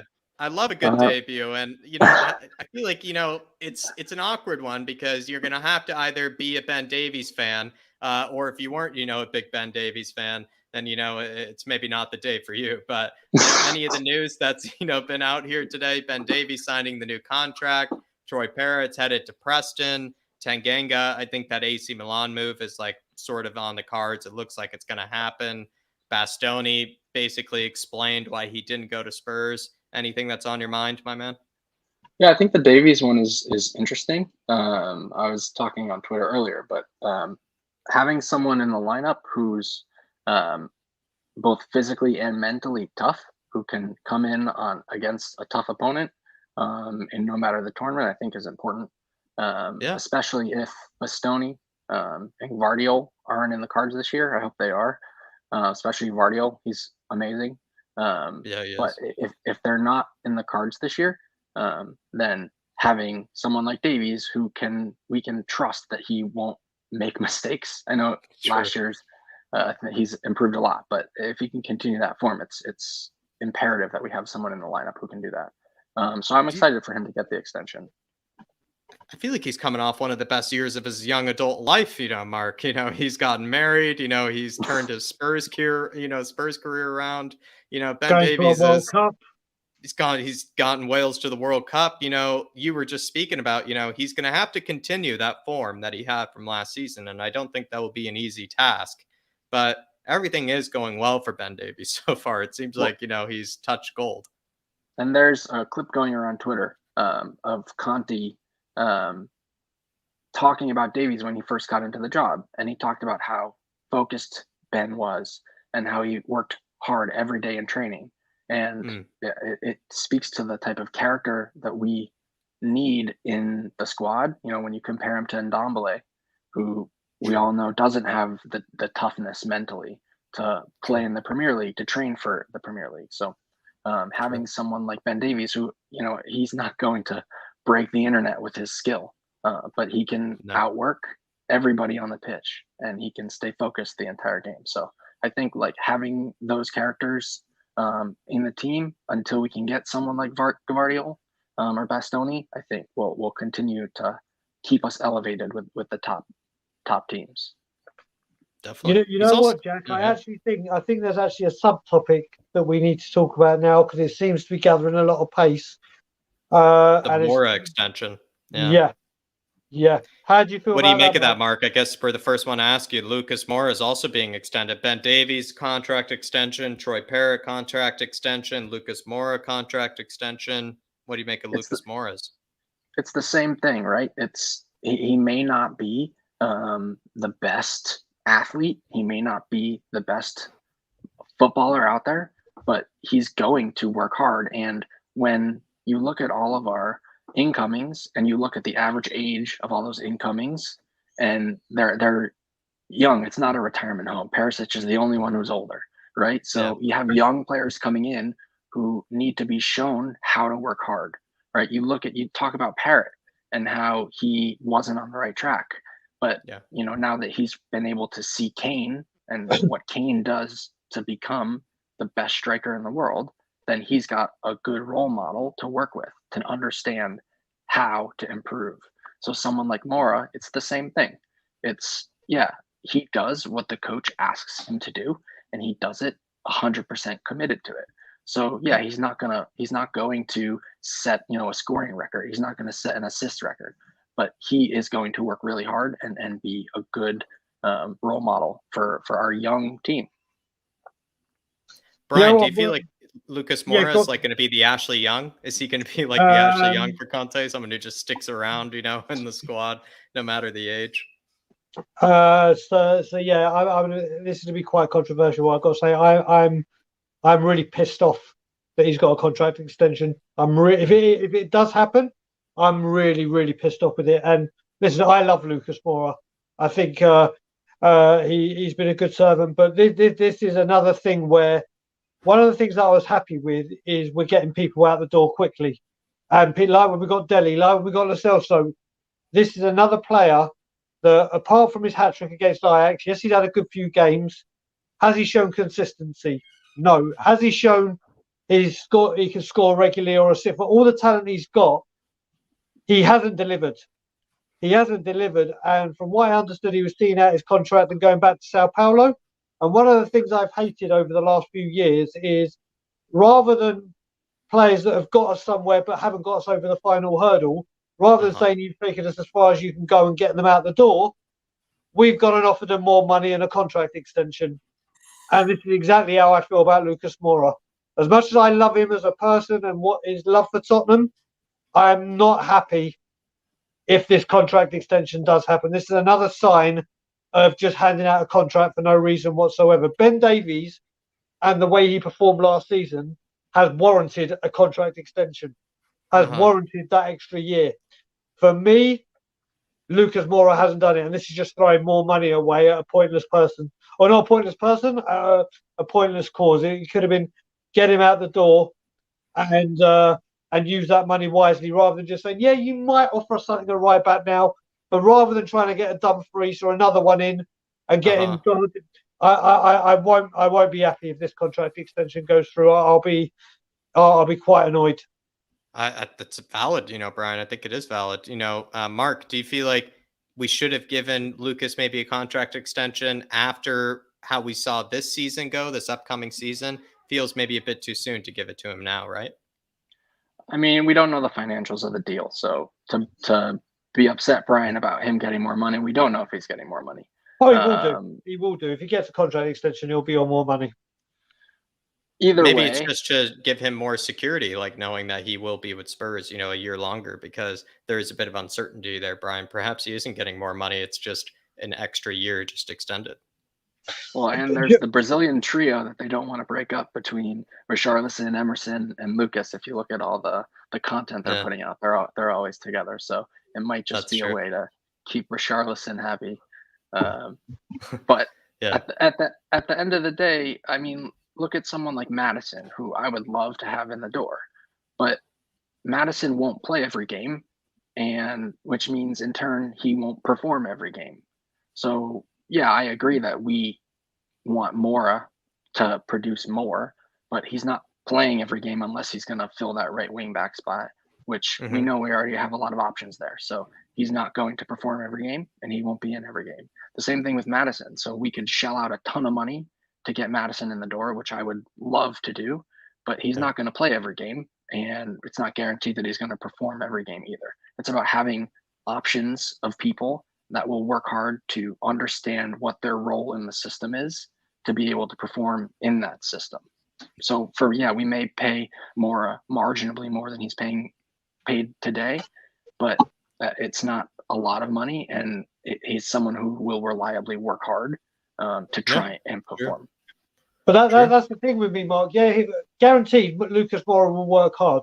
That I don't dispute. I love his work rate. But the thing is, over all the years he's been here, he's not been a key contributor in goals. He's not been a key contributor in assists. We don't know if he plays in the centre, as a cam. We don't know if he plays as a winger. Now we're trying him at right wing back. It's like you don't know what you're going to get from him. And isn't that his strength, though? Just to be devil's advocate, isn't that his strength that he sort of offers like something, in every position? It might not be world-class contribution, but it might be something from every position. But what has he delivered in all those positions? Has he been a regular contributor in goals?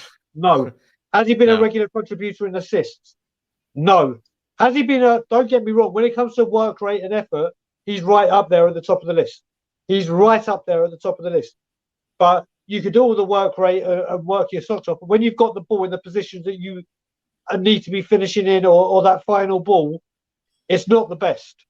And that's the bit I'm getting annoyed about. No end product. It's always been, the story has always been no end product. Which is when his job is delivering an end product. That's what I'm getting annoyed about, that we're just offering him another stay. It's like, well, you tried there, we tried you there, we'll try you here.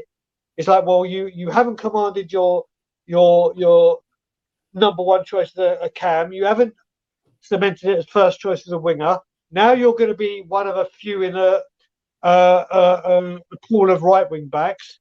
It's like, that's the bit that annoys me. That's the bit that's getting to me.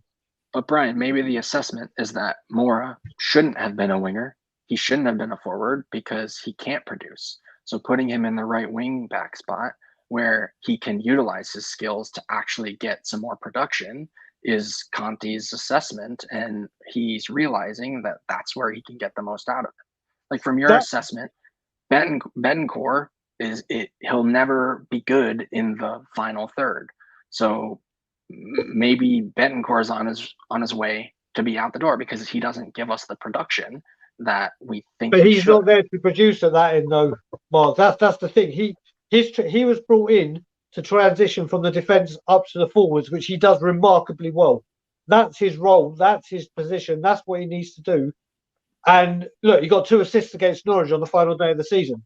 Or not 2. He should have had a goal. Should have had a goal, though. Could have had a goal as well. That's what he does. And like Mark's just said, when we talk about right wing back, the creativity as well is to get those crosses in.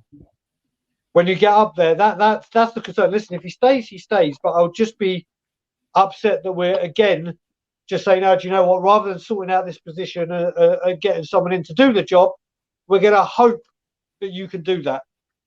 He's been here for a consistent amount of time now. Yeah. How do you see right wing back going for Lucas Moura, Mark? Do you see that being something that he might prove some people wrong in, as a right wing back? Will he surprise us? I mean, I think the challenge with the right wing back spot is getting a good defender who can be a winger. And you can generally teach someone how to defend, or at least how to keep people outside from coming inside. And he's got the speed, right? So that's why Emerson hasn't been very good as a right wing back, because it's very hard to teach someone how to be a winger. He's a great defender. So I think, like, can he be serviceable? Absolutely.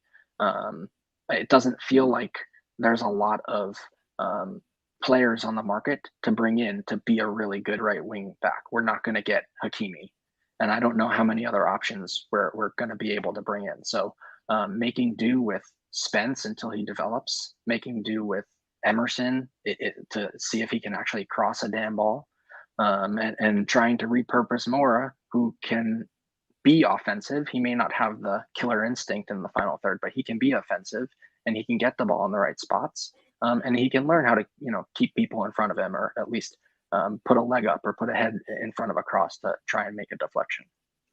Interesting. I kind of, I kind of see the points that you're making there, where, it's actually harder to teach, your wing back, the forward, abilities, the forward capabilities, the creativity, the beating, your man off the dribble, all those sort of things.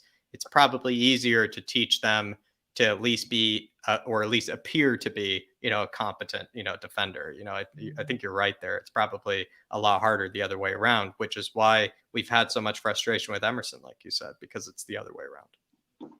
Yeah, exactly. And I think the other thing that has kind of been on top of my mind is all this Chelsea bashing. It's interesting, right? Because they had a bad performance against Arsenal in preseason. We all saw that. Seems out of the blue, though. Yeah, for me, it seems all of a sudden out of the blue. But I mean, outside of Lukaku and Rudiger and Christensen leaving, they brought in Sterling. They brought in Koulibaly. They're getting back Gallagher, and they're getting back Broha, who I don't think they're sold on selling yet. So they're not necessarily that much weaker. And yeah, Tuchel has to do a better job at coaching and bringing the team together. But I'm not sold that they're just going to collapse and not be in our way. And I feel like it's maybe just Chelsea fans are used to the Abramovich era, and they're just going to have to accept the fact that the way the transfer window goes for them isn't going to be how it used to be. Maybe that's what it is, because they used to spend 200 million in a window like it was nothing, and now they're struggling to bring in players. People are refusing Chelsea. It's just a bunch of maybe a bunch of firsts, for them, like a bunch of first time, like this never happens to us sort of things. I'll be as mad as Brian is about Lucas Moura if they get Gvardiol. I'll be so pissed, because we should be dropping all of the money that we're going to get for Lo Celso, that we're going to get for Ndombele, even if it's zero. We're going to get 10 million a year savings on his wages. So we should be putting every single penny into bringing in Gvardiol before someone else grabs him, like City or Chelsea. Definitely.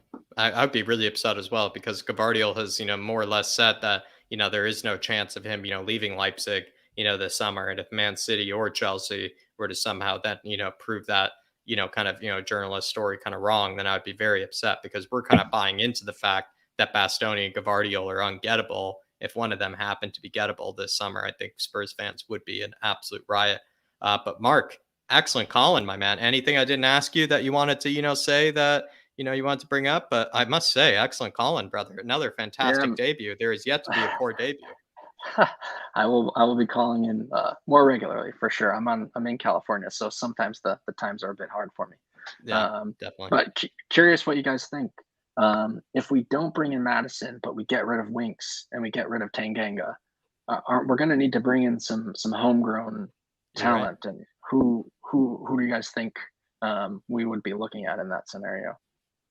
That's an interesting question. I would like to think that one of those homegrown spots might be filled with something from the academy, like a Harry, like a Harvey White or something like that. Maybe Harvey White comes in to replace that Wink spot. Skip has technically also already replaced that Wink spot. But Harvey White, I could see coming in, but I don't see us replacing it with two people from the academy. I think you're onto something here. Maybe we do go for a Madison or something. Brian, that's a tough question. Yeah, it is. I mean, I would say Alfie Devine, but from what I'm hearing and what I know, he will go out on loan. And people know my feelings on Alfie Devine. I absolutely love that kid. But he will be going out on loan this season. Harvey White is for sure. There are a couple of other youngsters, but like you said, you can't rely on the youngsters. I think, like I said, I think Parrott is going very, very quiet because he is working on something big. And when I say big, I don't mean financially. I mean a big deal that could be a bigger name. And I think it's an English player. I think it's a couple of English players. Who they are, I don't know. But obviously, what you don't want to do when it comes to these English players is let the cat out of the bag too early, because then other big fish will come sniffing around and go, we'll have some of that, we'll get involved. So I think there may be a couple more players coming in from England. So we shall have to wait and see. But I really, really am hoping Maddison is going to happen. And we'll just have to wait and see. But if we can pull Maddison off, that is a big, big deal. That is a big, big deal. I mean, forget the finances. I'm talking about the stature and the what he'll bring to the team. I think he is the big deal. You think he'll come to us if he only plays 20 games a season? But you know what, as well, Joe, I think with this mark is if he comes, there's a very, very good chance he's on that plane to the World Cup. He's been in and out and on the fringes of the England team, but he's been at the casinos and got found out and had some issues, whatever. I think he comes, and the thing is, I think if he does come, and I know you got to remember, Conte doesn't always like using a creative midfielder. I think if he comes, he gives Conte a lot of options, a lot more options. Like, he can go 5-3-2. He can utilise other players. And I think that he will be more than a bit part player. Like we did a straight out of Conte on Tottenham on tour yesterday, and he said, at the moment, or I say we recorded it yesterday, we released it today. He says in one of the questions that last season what they achieved was from that team of 25, he could rely on 12, 13 of them. And he said, I want to go into this season being able to rely on 17, 18, 19 of them, which means with that, he's going to play them a lot. And he said the standards always need to be up here, not up and down, up and down, up and down. And Maddison brings that freshness and the chance to rotate and keep everyone at that level. So I think if Maddison comes, it won't be as a bit part player. Yeah. I hope so. He's amazing. So I'd love to have him on the squad. But again, thanks for having me, guys. It's been a Mark, pleasure. absolutely balled it, my man. Honestly, you killed it, and I must say, you're continuing. I'm waiting. I don't think it will ever happen, but you really have, continued the trend in a very strong way. Excellent debut. Excellent. Going debut. to my first. Shake your hand if I could. Love to shake your hand if I could. Well done, brother. My first Spurs match is in person in November, so I'm excited to. Which one are you going to? Leeds.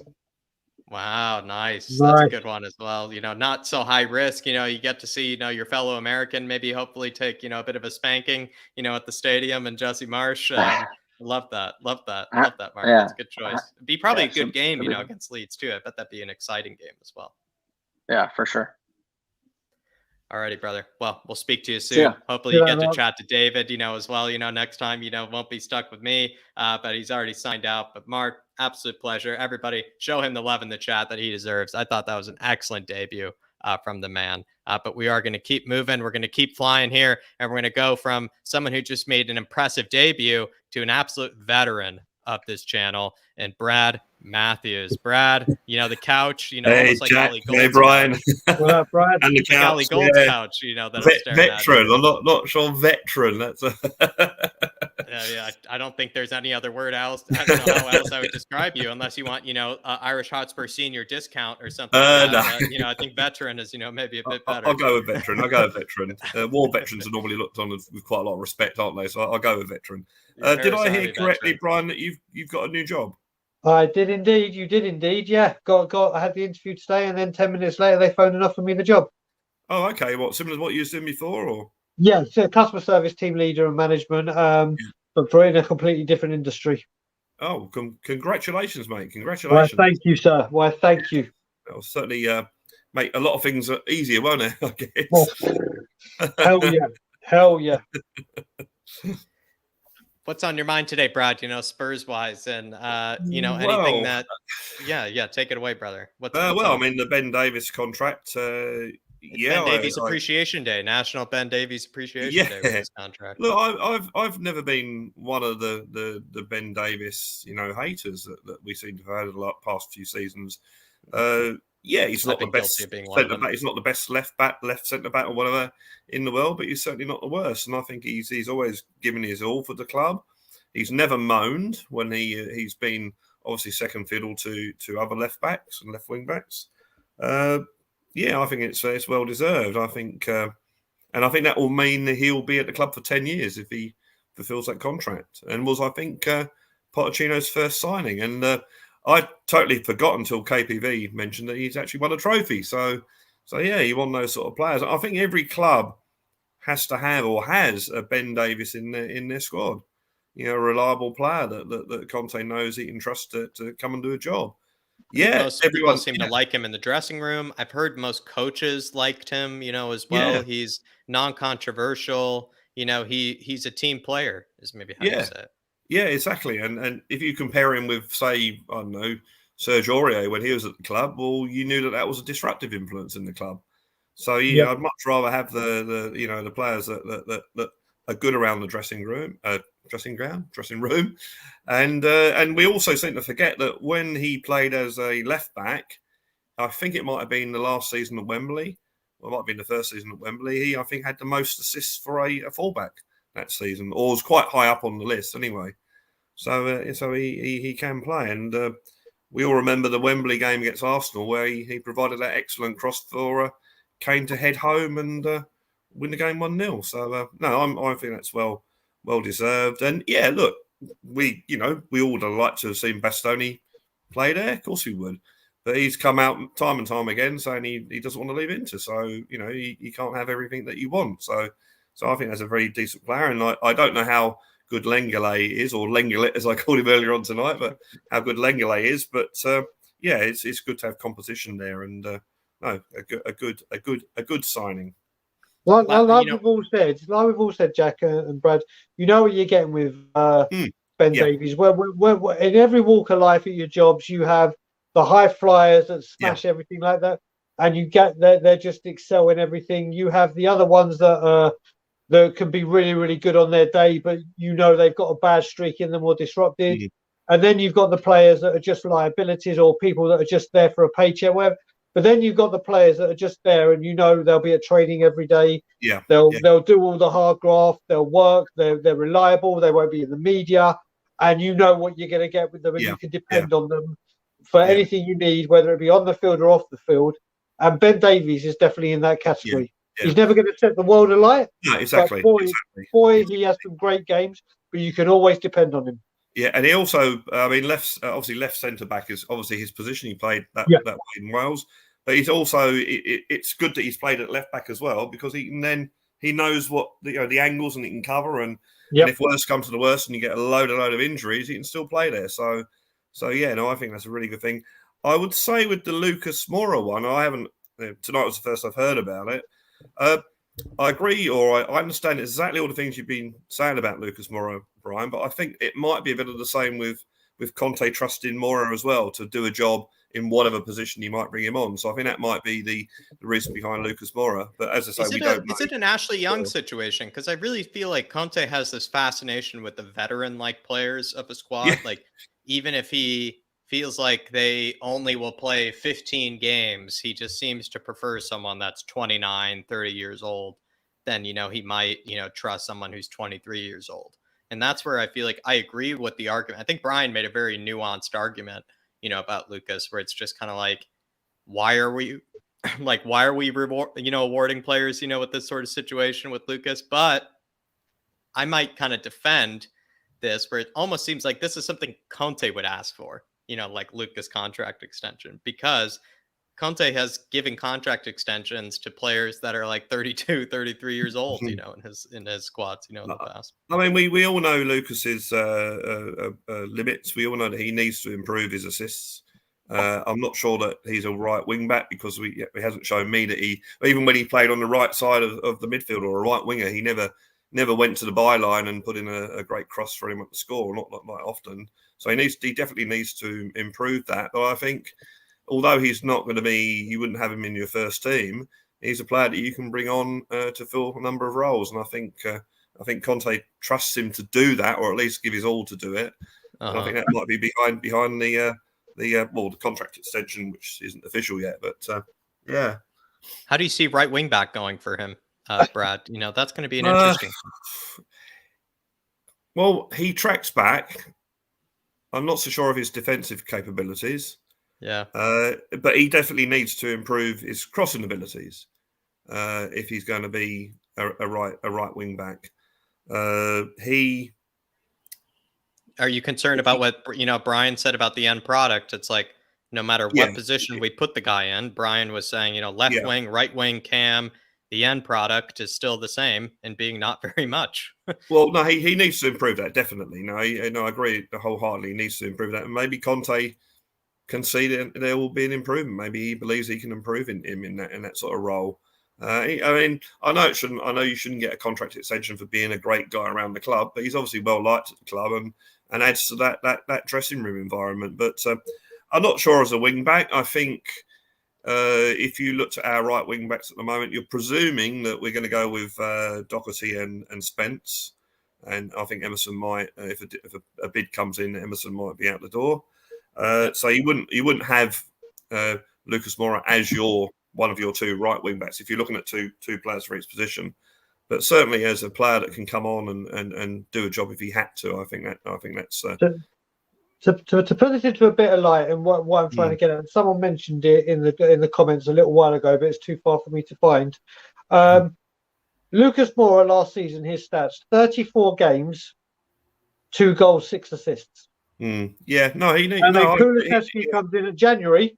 Yeah, and shows him you playing that's the kind of return that you should be getting for someone like Moura, who's been there for a long time, and 34 games. Yes, a lot of them would have been a sus, but 2 goals.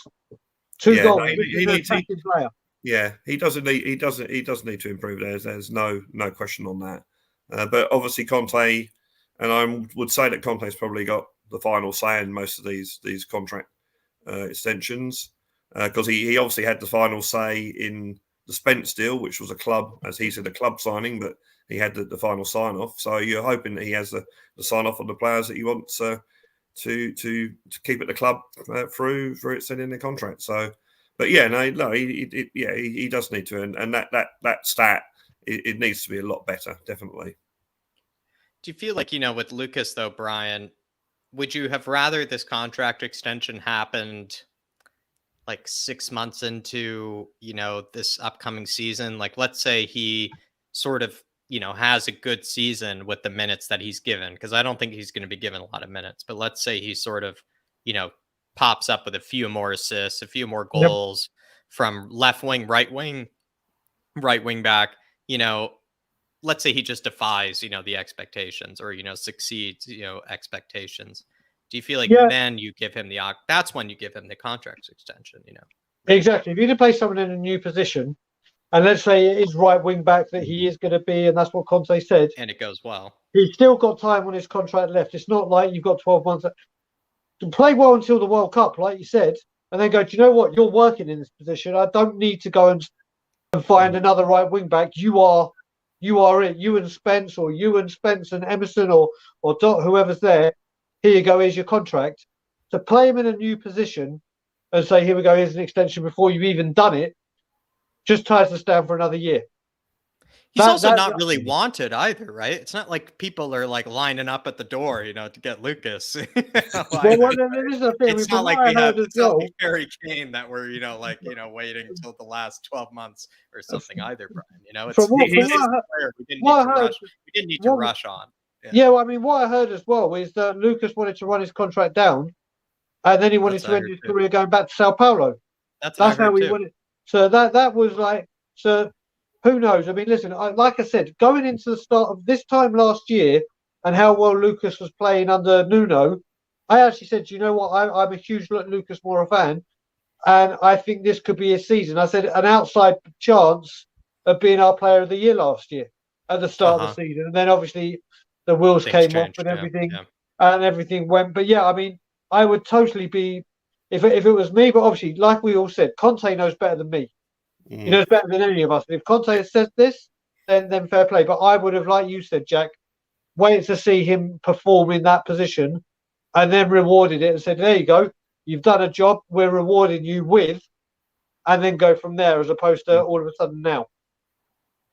Yeah, I mean, it could be. I mean, it could be that Conte, that Moura has said that he's playing this season. As you say, he might want to move on, and maybe Conte, well, I'd like you here another season. How about we give you an extension? I don't know. It's I think Conte likes the retirement home, sort of, vibe around the squad. And I think, Brian, I can't disagree with here, because I feel like we did it too soon. We should have just waited to see if he actually, exceeded expectations with this upcoming season. Because I feel like he's not going to get that many minutes, Brad. But let's say with the few minutes that he gets, he just really just, outperforms, and everything. Then you give him the contract extension. Then, you kind of say, listen, there's still some juice that we can kind of get out of Lucas. There's still some value, in there. It almost seems like Conte is just one of those guys that's just like, I don't care if there's any value left. He brings experience. He brings, good vibes in the dressing room. These are things that Conte seems to value higher than, maybe the average fan might, or even the average manager might. It seems like the untangibles or the intangibles. He's obviously got his reasons, and I think we just have to accept that he wants Lucas at the club, and he likes Lucas. You give him a carrot to keep him there, I guess, but it's not been official yet, so we could all be discussing something that hasn't actually happened. But that's what we do over here, Brad. That's what we try to get ahead of the game, and we like to talk about things as if they've already happened. That's the Irish Hotspur way. But something that has happened. Sorry, Brian. Maybe you should ask a question, or maybe maybe there's no. You fire away, Jay. Fire away. Okay, sorry. I just just making sure. We had a great conversation there with Lucas. I was really enjoying that. Troy Parrott, headed to Preston. He's making, I think this is the third time the charm. I could be wrong. Third time's the charm, with the championship, Brad. How do you see this going? Yeah, he went, didn't he? He spent a time with Millwall, didn't he? And that didn't really work what out. I remember. And then someone it was said MK Ipswich? Dons. And Ipswich, yeah. Oh, that's right, Ipswich. And I don't think that really worked out. But then MK Dons, it certainly towards the end of that loan, it worked out. I think that's... Troy Parrott's come out in an interview and said that he feels that he should go out on loan because he obviously still thinks he's got a lot to learn. So I think that's and the club have rewarded him by saying, okay, we'll loan you out to Preston and we'll sign you up. So I think that's a pretty good deal there. And I'm not saying in any respect that Troy Parrott's going to be the next Harry Kane, but Harry Kane was loaned out to many clubs, just to learn his trade. And after a season at MK Dons, Preston, they're going to be in the Championship, which is obviously a step up, harder league. So I think that's a good deal. And it's not really mid-table team though, Brad. Does that worry you? Are they a team? I don't know the Championship very well. The thing about the Championship is the team that's in mid-table could get promoted the next season. Or they could get relegated the next season, right? They'll get relegated. The Championship is one of. I think everyone goes on about Premier League. I think for not knowing what's going to happen, the Championship is probably one of the best leagues in the world. So I think Preston, and also we don't know what the circumstances are. Yeah. They might have gone to Preston and said, look, are you going to give this guy a game? Because he needs to get game time. And they might have come back and said, yeah, we'll give him a game. So, there's a lot of things that go into it. They don't just say, oh, who wants Troy Parrott? Oh, yeah, you can have him for a year. It has to be right for Troy Parrott. It has to be right for what the club wants, what Troy Parrott wants. So I think that could be it, that they've guaranteed him, or sort of as much as you can, guaranteed him some game time. And as I said, the Championship, that's a good place to learn your trade, and hopefully it'll go well for him. It's also play up top as well. I think as well, with him going to Preston, as you were saying, 13th in the Championship, it's also not going to be one of those teams like the big boys that are guaranteed to want a title run or playoff run. So who's going to be their main focal point for the goals? And also, they're not one of the relegation favourites, so it's not like you have to score the goals to keep us up. Yeah. Preston, as I remember as well, Brad, are one, like you said, one of those teams that one year they could be like 17th, and the next they're vying for the playoff. So I think with that pressure off, they're not counting on me to get the goals to keep them up, and they're not counting on me to get the goals to get them promoted. Could be an extra weight off his mind to just say, listen, I can play my game, and where we finish is where we finish. Preston are one of those teams that would be, in all honesty, this is no disrespect to anyone who's present, they're just happy to be in the Championship. Obviously, they'd love to get into the Premier League, but they're not one of those. Yeah, exactly. The sustainability is vital for them, and I think he could do very, very well there. Yeah, they have had a couple of seasons, haven't they, where they've been up there or thereabouts for playoffs and that. So they might have even reached the playoffs one season, but. And let's just say I remember a certain David Beckham going there on loan before he got into the Rangers squad, and look how that one worked out. So who knows, Preston may be lucky. they're also the Lily Whites as well. So there you go. But Skip went to a team like Norwich, which had a lot of pressure to promote. And Brian makes a good point that when Skip went there, he had pressure on his shoulders to help them get promoted that season. Whereas Parrott, maybe not as much. Do you prefer that there's less pressure? I think the difference between Skip going to Norwich is that Skip was already looking like a decent player and Norwich, whereas Parrott was the next big thing, and he went to Mill and it didn't work out. So I think that what Brian was saying about less pressure. I think Skip was one of those players that they knew could take the pressure, and I'm not saying that Parrott can't take the pressure, but it's let's give him another go, sort of thing in a club that where he hadn't got that sort of pressure. Well, we're going to be up top the whole season. I mean, they might be. He might fire them to promotion. So which would be brilliant. That's what we want to see. Yeah, then we definitely know that the loan went well. If that was the case, then we definitely would know. But Brad, anything that I didn't ask you, tonight that you wanted to get off your chest? Anything that I was thinking about wasn't said? Yeah, I was thinking about this morning. Okay, it's a lot of it's stating the obvious, but we all saw the atmosphere against. Well, no, let's take it back a bit. There was a lot of talk about the old White Hart Lane. I really miss the old White Hart Lane and the atmosphere. And we shouldn't have spent all that money on a new stadium. We should have spent it on players. Blah blah blah. We could all have that argument, and there's both ways of looking at it. But it's gone now. It's finished. White Hart Lane's been demolished. It's gone. So we can't change any of that. It's happened. That leaves me to atmosphere. We saw the atmosphere against Arsenal last season. I mean, you're always going to get a good atmosphere against Arsenal. And even under the circumstances, it made it even bigger. But then I like the atmosphere we got in the Burnley game as well. And I've got a feeling, and I hope I'm right, that this season we've got to make this stadium our home. We've got to make it White Hart Lane or White Hart Lane 2. We've got to make it a fortress. I think the way the transfer window's gone and everyone's really, really hopeful. I'm optimistic for the first time since I can remember, optimistic about the new season. I'm looking forward to it. We've got to all take that into the stadium from day one, from the Southampton game, and try and bring that Arsenal atmosphere to every single game that we can. Yeah, there will be times where the team won't play well, and but we've got to do that. We've got to forget about White Hart Lane. We all love White Hart Lane, but it's gone now. The discussion's over. Well, we can have discussion at another time, but that's gone now. It's finished. We've got to treat Tottenham Hotspur Stadium, or whatever it becomes called. I always call it White Hart Lane 2, basically. But we've got to treat that this is our home stadium now. This is where we will be winning things if we win things. So we've got to forget about, it's not the atmosphere. We've got to make the atmosphere. Yeah.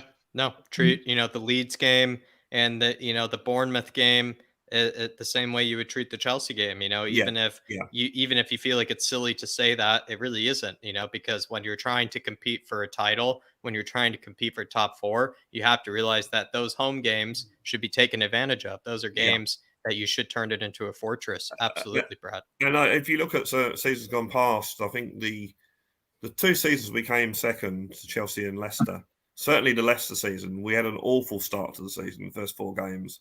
And that proved costly, and I think the same in the Chelsea season. So we got to make sure that we get off to a good start this season. We got the fixtures there. Yeah, Chelsea away is hard. Yeah, West Ham away is hard. But we've got games where we can pick up points. And, I'm not going overboard, so we're going to win our first 5 or 6. We have to win our first 5 or 6 games. But if our first 5 or 6 games, we can get a decent points tally, and that should set us up for the rest of the season as the team starts to gel, as the new players come in and start to gel into the team. This is why I had this discussion on Let's Talk Tottenham a few minutes ago. This is why I think the team that plays Southampton will be very, very similar to the team that played Norwich.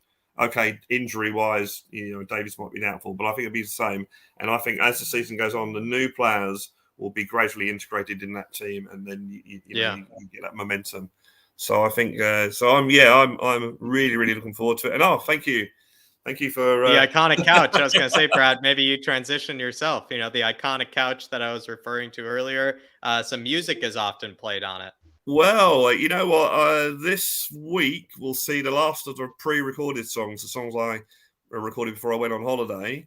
We'll see the last one go up this week. So from next week, I'm going to be recording some new songs. So I'm hoping that I'll be able to not be different, but improve on what I've been doing and maybe get some thumbnails or something like that, and just generally improve, because that's, you know, we all, whether it's me playing guitar and singing and writing songs, or if it's Tottenham Hotspur Football Club playing football matches, we've all got to strive to improve, and I'm certainly going to try that. Thanks for the plug, and Blue Sofa Songs. Click like and subscribe. Thank you very much. Yes, there we go. The famous fingers pointing down. Finally, Brad, you can use them well, you know, for your own channel.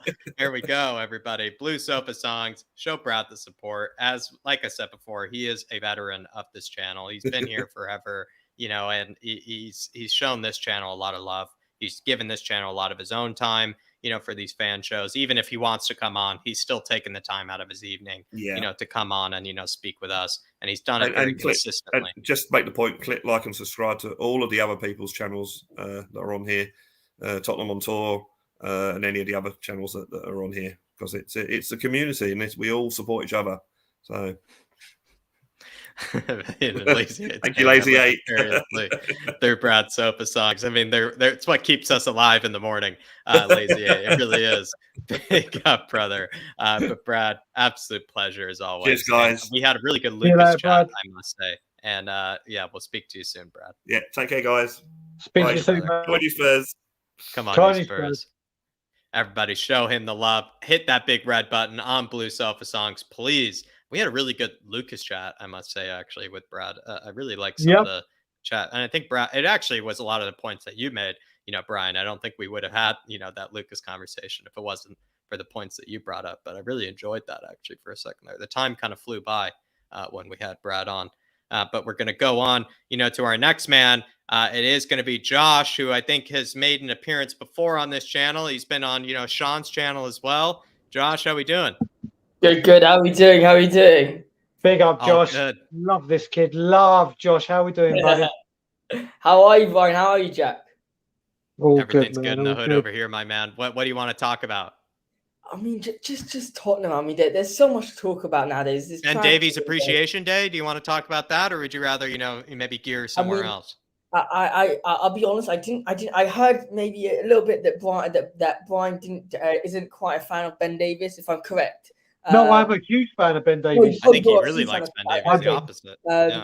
So, Jack, are you also a huge fan of Ben Davies? I actually said before, so maybe to bring some context, Josh, maybe to help you out here, I said before that when Nuno was taking charge, Ben Davies was one of the first ones I wanted out of this football club when Nuno was in charge. And then I feel like he saved his Spurs career. I think he saved his Spurs career.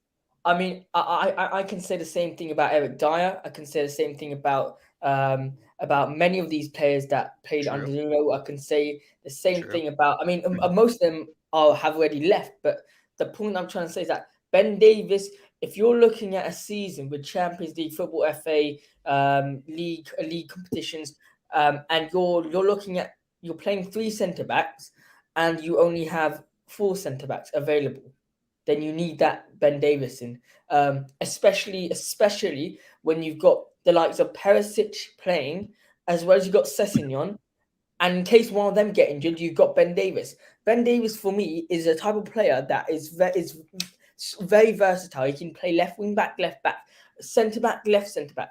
And my only issue with Ben Davies, and it's been for a very, very long time, is when he comes back to defend, if they do a tiki-taka pass, he's gone. Like Ben Davies isn't in this equation. I mean, you've got players who are not even fast, but like have a little bit of pace that just get past Ben Davies like nothing. But something that Ben Davies brings that a lot of people might disagree with me is he brings the whole, okay, I've been through it with Spurs. I know what Spurs have been like. Harry Kane has that insight. I don't know how to explain it, but it's this type of feeling that like these players have like, okay, we need to change this. This is not a nice feeling. We don't want this feeling. You know, I bet you, they know that everyone calls them Spursy. And maybe, you know, it's important to keep 1, 2, 3 players, Eric Dyer, Harry Kane, not Sonny. I don't count Sonny because he hasn't been there. He's been there for 5 years, but I keep Sonny out of this whole thing. Kane, Ben Davies, and Ben Davies and Eric Dyer have been there for a very, very long time. They know everything about Spurs. They know how Spursy we can be. So I think Ben Davies signing a new contract until 2025 is great news. And now also it allows us now to, I think now our whole thing about the transfer window is selling. We shouldn't be buying. We're in phase 2, yeah. We're in phase 2 right now. We're trying to sell in order to get more positions in. In fact, it looks like we need to sell players in order to get maybe that creative midfielder in order to get that center back in by the looks of it. Because I think we're even like 5 homegrown spots or like, foreign spots over or something at this stage too. We are in phase 2 right now, Josh, when it comes to, selling players. Like we need to get players out the door almost sooner than getting players in the door right now. Yeah, look, I totally agree. Like, especially the whole, we need a squad depth. That's really important for me. But a question just for here, just out of this, would you rather have stage 1 in terms of let's sell all these players so we know what we need to buy? Because right now we are looking at a stage of like, we need to sell these players. But if we don't sell these players, it's not a big deal, because if you think about it, I've said this many times, many lives, we've got so many games to play this season. Squad depth has been an issue for the past 6-7 years of this team. And now that we've got squad depth, we want to get rid of them, a lot of them. So I feel like, would you rather have sold all of them and then saying, wow, we don't have a centre mid. We need to get a centre mid right now. Let's splash the cash out right now, because they know that they need it, otherwise they're finished? Or do you think it's better now how they've dealt with it? Now they're like, oh, we need to sell. That's fine. Jack, for me, I'm delighted we've done it this way, Josh, because we spent so long waiting. And I hated it. And I used the Ericsson one, for example, when we could have got Fernandes, but it was like, no, get Ericsson out, then we'll find the replacement. For me, you should always bring the player in whilst you still got the player that's going out there. So if anything fails, he's still there. Bringing these players in first, so we know we've got them, and then getting the players out, for me, is what we've needed to be doing consistently for years. I know what you're saying about having been so lightweight. It's like, right now we need to go and get it. What you also do with that when you're so lightweight is, let's just say we sold all these midfielders, like the Celsos and Dembélés, and then we went for Maddison. Leicester would go, right, you desperately need midfielders. So guess what? We're whacking the price up even further. So for me, the way we've done it this way is exactly, Jack. Take advantage of.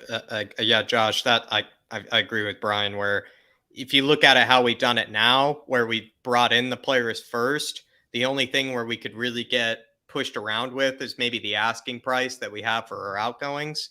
But I'd rather get pushed around when it comes to our outgoings than when it comes to our incomings. Because when we're trying to get in the players that we know that need to improve this squad, need to basically save our fortune for next season, you would rather get those players in, no trouble whatsoever, and maybe have a bit of trouble when it comes to selling players. I don't know about you, but it seems like we'd rather read tabloids. We'd rather read tabloids saying, Spurs are really finding it hard to sell in Dembele, instead of saying Spurs are really finding it hard to sign Perisic.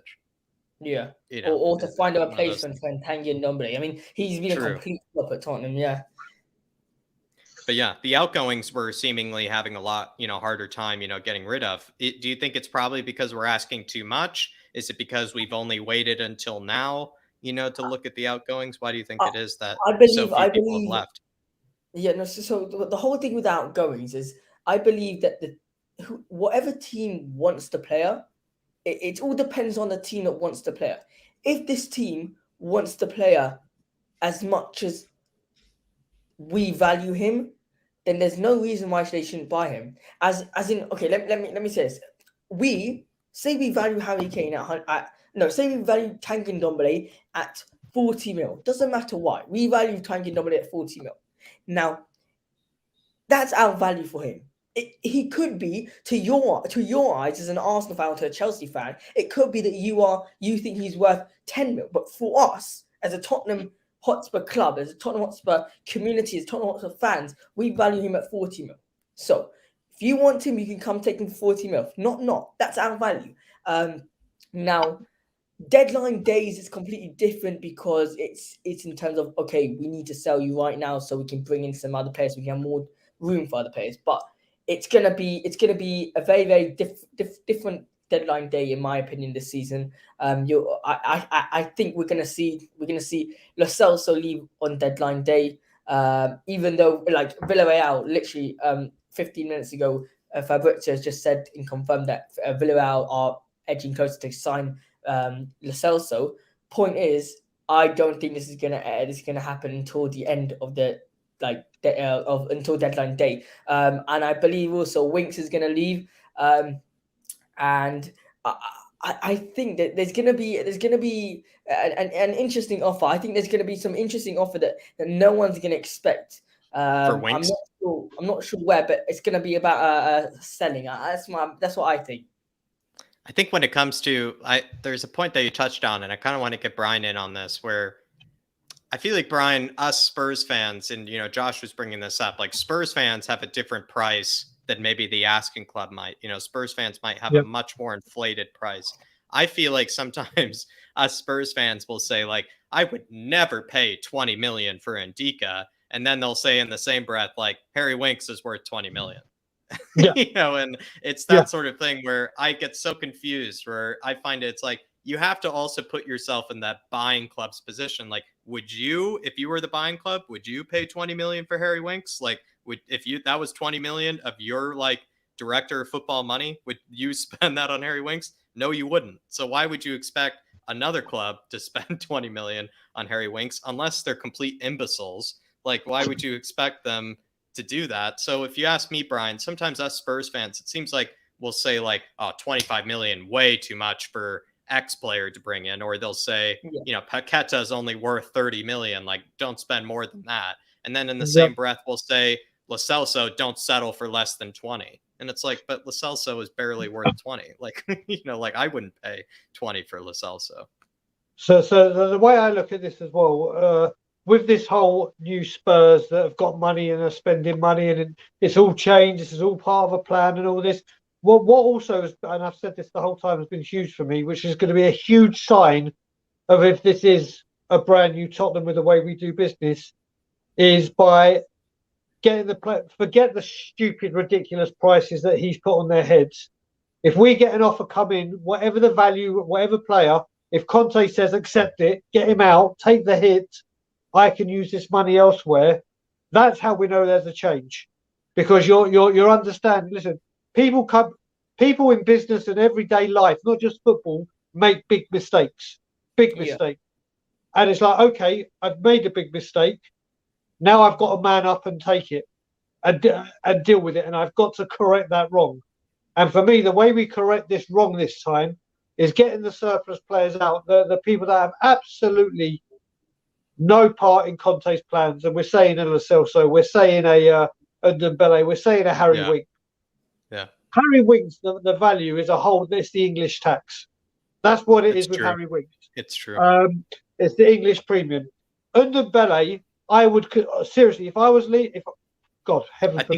I think you'd structure it like the Delhi deal if you were the Ndombele thing. Like, you're practically paying them to take it off. Exactly. Your hands. I literally, with Ndombele, I would be sitting down with him right now and saying, right, you've got this amount left on your contract. This is how much your contract is worth in your wages. We're not paying you the full amount. Let's find a ground in the middle and do a Serge Aurier and just get him gone. You've ruined your career. You're not ruining or making anything toxic around here anymore. Out the door, how much? Let's get you out. Lo Celso, I feel, is being very much used by Paratici to try and get a player swap deal. He is using that. That's why I think Lo Celso is. But the way that we correct some of these wrongs is by manning up as a club and saying, right, this was stupid on our part. Conte's come in and he's showing them what we want to do. Now we've got to support him, not with just bringing the players in, but getting the players out on free. Yes, you may have to take a hit. A big hit on the value, but get them out. don't just try and. Well, I'd rather get them out for cheaper rather than paying them constantly these ridiculous wages that they're on. And like you said, Jack, when you talk about Ndika 17 or 20 million, and people say he ain't worth that, but then you're saying, oh yeah, we can get 20 for Winks. There's absolutely like it's a given. Like you're gonna get 20 over Winks, like it's a given. Like someone is gonna throw that money.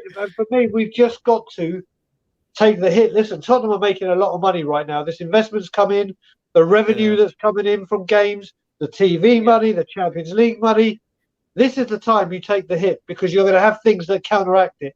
Agreed. So just get them out. That's for me. It's just got to be a time where you just say, right, we fucked up.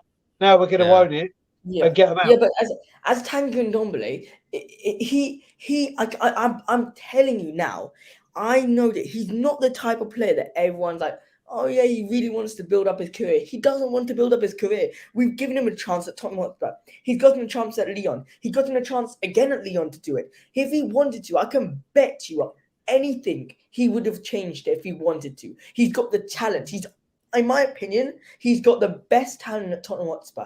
Best talent over anyone you like. Over Harry Kane, better talent than him. Heung-min Son, better talent than him. But the way he uses his talent, horrific. It's completely I think we terrible. gave him I think he had 3 personal trainers paid for by the club. I think he had Jose making laps around his apartment, or whatever for him. He was given therapists. He was given everything. It's crazy. I mean, like, also think about it. I want to go back to what Brian said. If you'd sit down with Tanganga Ndombele and say, look, this is the money you're getting right now, what he would probably say was, okay, sure, fine. Give me the money. I'm not playing. I don't have to pay for you any minutes. He doesn't care about the minutes. He doesn't care. He doesn't care about the national team. He just cares about the money. All now, he's gotten that deal, or 5 years or 3 years he has left at Tottenham Hotspur. He's earning peas. He's earning so much money right now. What does he care to sit a minute off there or 2 minutes? Like, he doesn't care. 2 games there. Can you negotiate that Aurier kind of contract like Brian was talking about, where you find a middle ground, where you say, hey, listen, like, you either just sit on the bench for the rest of your career, with us and until you wind down the contract, or maybe we find a middle ground and we can rip it up and we pay you something. Do you think we can find a middle ground? Serge already has tried. Serge always has tried. It's not like he hasn't tried. Every single time he stepped on that pitch, yes, he might not have performed well, but you can see that he's tried. He's not coming off at half time and when we're like 1-2-0 down and walking off so slowly. He's not doing that. The man wants to He did throw off the shirt though at one stage, when but I'm saying, as much as I hate Serge Aurier and I genuinely don't like the player, he tried to give it for Spurs. I can give you a game of Serge Aurier that he's crossed a good cross. I can give you that, but I can't give you a good game of Tanganga Ndombele playing for Tottenham Hotspur. What that bicycle kick that he chipped that what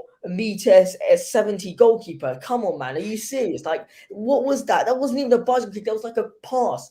I mean, I get very passionate about hating Tanganga Ndombele because I feel like Tottenham have looked at that player, have made a unbelievable signing, but the player's just like completely thrown it to the bin. I think he's done everything in his power to make it fail. Yeah, I would agree with you there. I would agree with you, Josh. My man, anything that you have on your chest, anything that I didn't ask you today before we kind of let you go here? I'm about to be putting your channel link in the chat as well. Do you want me to put my channel in there? Yeah. But anything that I didn't ask you or something like that that you wanted to discuss? I wanted to go. I talked about this on, I can't remember whose channel. I think mine. And I said, look, Harry Winks is now getting the number 4, big number. He's been given number 4. He's given number 4. I know. Wasn't Skip was given number 4? Skip's 4. Yeah, Skip 4. That's what I said. No, I thought you said Winks. I'm sure you said Winks. No. Winks. I meant Skip. Sorry. For number 8 to number 4, which one is scarier? Him holding the number 8 or him holding the number 4? Sorry, continue, Josh. Don't do that to me ever again, buddy. Ever again. Skippy has now got a number 4. That's a big Oliver Skip, yeah? It's got a number 4. That's a big role for him. Højbjerg is in his prime. Okay? Put that in quotations. Bissouma is about to be in his prime as well. You've got Bentancur, who has just been signed. You've got Harry Winks, who will still be trying to fight for his place in the squad. You've got a lot of players there in this midfield. Now, we're only playing 2 midfielders, okay? Now, it's 2 questions. Number one, you've got these 5 midfielders. Everyone's fighting for them for their place on the line. Well, it's one question. Why does Antonio Conte want to get Maddison when you're going to pay now 5.7 mil a season for this guy? Yes, he's homegrown, but you're paying 5.7 mil for him. But he's going to probably be sitting on the bench half the time, and he doesn't know the Tottenham style, and he's going to be competing against 5 other midfielders who all play not a similar role, but all play like the midfield role. So, is Maddison really the player we should be going for 5.7 mil a season? To keep that in mind. I think when it comes to Skip, I feel like him as the number 4 sort of shows that, Spurs actually have a lot of faith for him in the future, if you ask me, because it shows like if him wearing the number 4, like, isn't that one of the most important numbers really of any like starting 11? Like that's kind of a starting 11, sort of number, to be wearing the number 4. So with Skip, I feel like, that means 2 years from now, this guy is probably going to be the starting midfielder, regardless of Bentancur, Højbjerg, Basuma. Like Spurs seem to see him as like, the next, I don't even know, like whatever next great, English midfielder Spurs have produced. It's been a while since Spurs have produced, a good English midfielder from their own academy. Dele Alli? Okay, no. Not from their own academy. That's not from their own academy. I said it before you said their own academy. Yeah. Fair point. But Dele Alli, no, actually, no. But tell us about your channel. You were saying, this was something that you were bringing up on yours, that number 4 kind of, argument about Skip. Tell us about Spurs Live. I brought up this whole debate on my Spurs Live. Usually, I do transfer debate. Now I'm going to start doing match reviews when the actual game starts. And I'm actually going to be vlogging the game. I'm going to go to Israel to watch the Tottenham versus Roma game, which is going to be an interesting one. It's going to be a good one. I'm excited. Haven't seen them in a long time, and maybe I'll get a couple photos with Tottenham Hotspur players. Ask them their thoughts on Tanganga and Ndombele. But you never know. Josh, have you ever been to Israel before?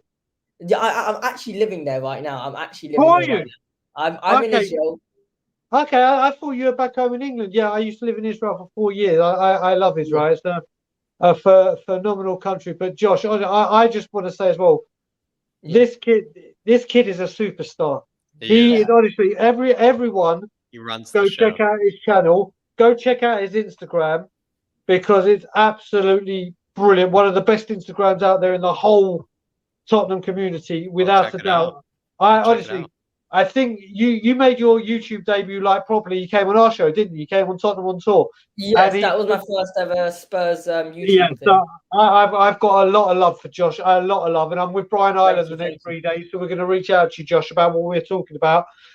Cool. Everyone, check out his Spurs Live channel, both Instagram and YouTube. I want to give it a 10 out of 10 endorsement because he's a superstar in the making.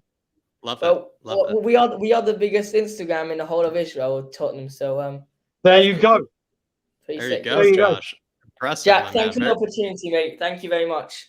Thank you for coming on, Josh. Been an absolute pleasure. The time has flown by, my man. Had a great conversation with you. Thanks for coming on.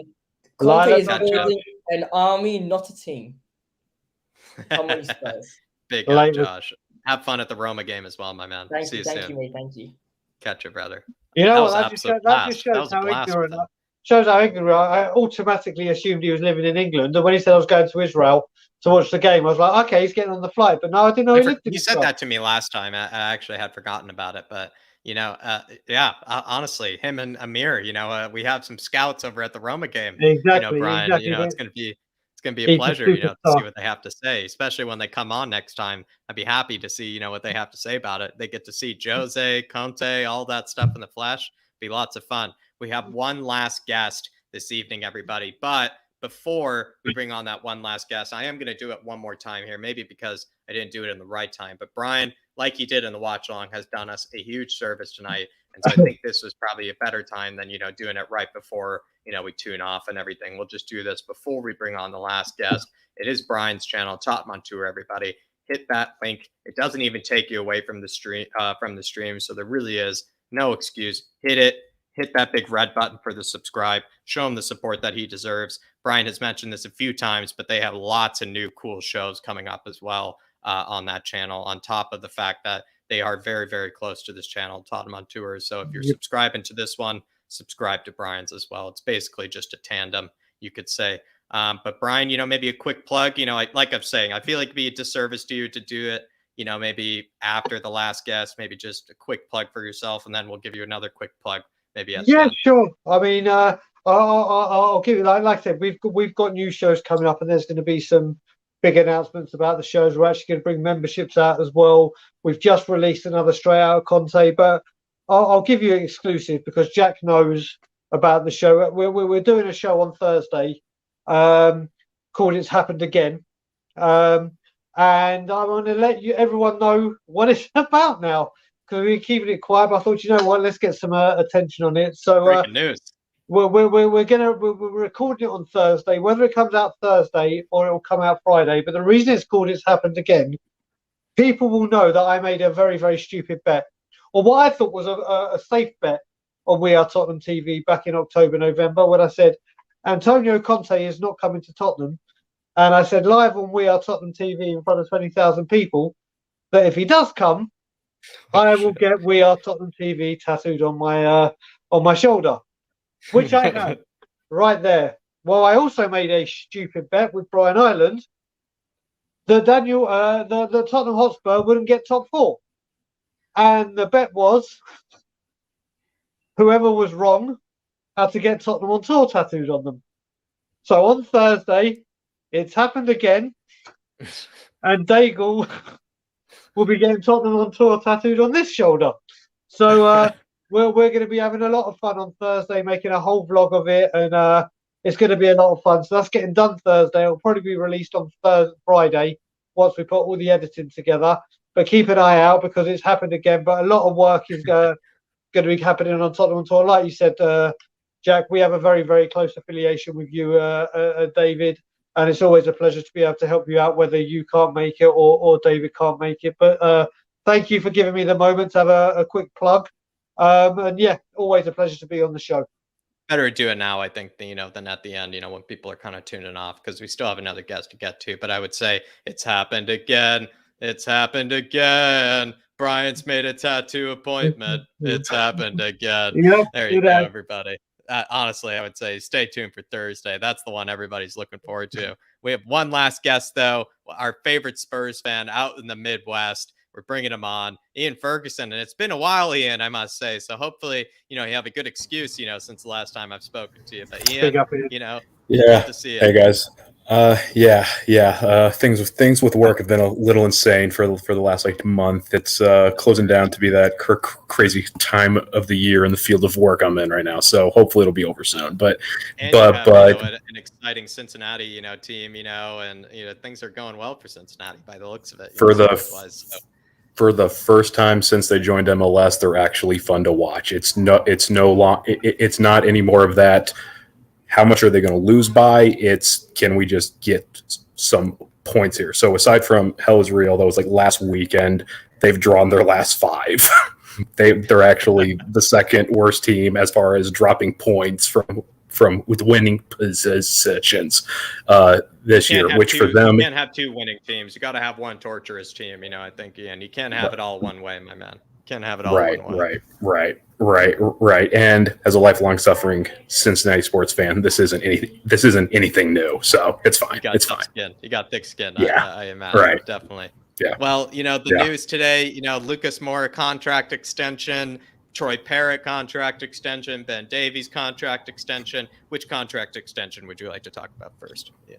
Let's go with Lucas.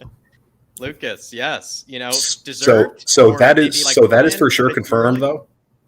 I mean, and Ali Gold has been talking about it. Ali Gold's been talking about it. Apparently, Paul O'Keefe has pretty much said it's 100%.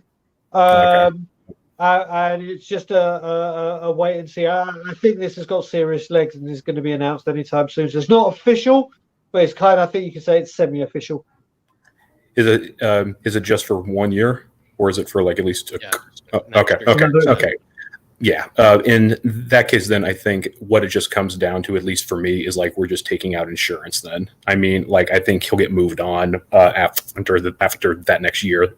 Then, if not, they'll just buy out his contract.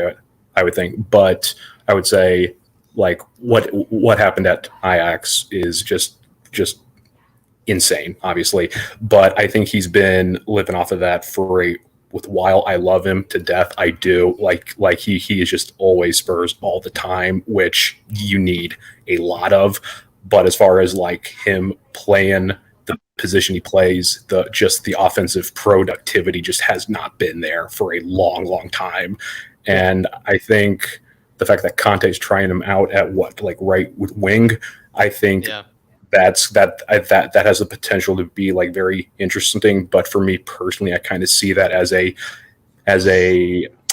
sort of as a thing of last resort if we absolutely have to. But but personally, I'm not opposed to that happening. I mean, like, let's just see what happens here, and then we'll just reassess when the January window opens up as well. So I would think. You know what? It's a good point Ian made, and I think a couple others made in the chat as well. Giving him that extra year means that if he does go to Sao Paulo, there'll be a fee as well, as opposed to him going on a free. So maybe, as Ian said, insurance. Maybe that's the better way to look at it. Maybe it was just covering the bets. I think that's a very good way of looking at it, Ian. Right. And I would be stunned if Lucas doesn't see the same thing that all of us have been like seeing. He knows his offensive productivity is nowhere near where it should be or should have been for these last few years. So I think all things considered, though, this is not a bad piece of news at all. So do you feel like, would you have rather, though, maybe perfect scenario, would you have rather we see whether Lucas is really, putting up, the performances that we want to, see from him, let's say 5-6 months into the season, then you give him the contract extension? Or do you think, I have this theory, Ian, that maybe this kind of came from Conte? Maybe Conte was like, you know what, I like to keep my veteran, sort of players around. I like to keep my guys with a lot of experience, around the club. Is this maybe Conte just telling Parrott, listen, I want to keep these experienced guys around? I would think that would be a good part of it. Yeah. It's like he seems to be obsessed with those 31-year-old, 30-year-old sort of kind of players.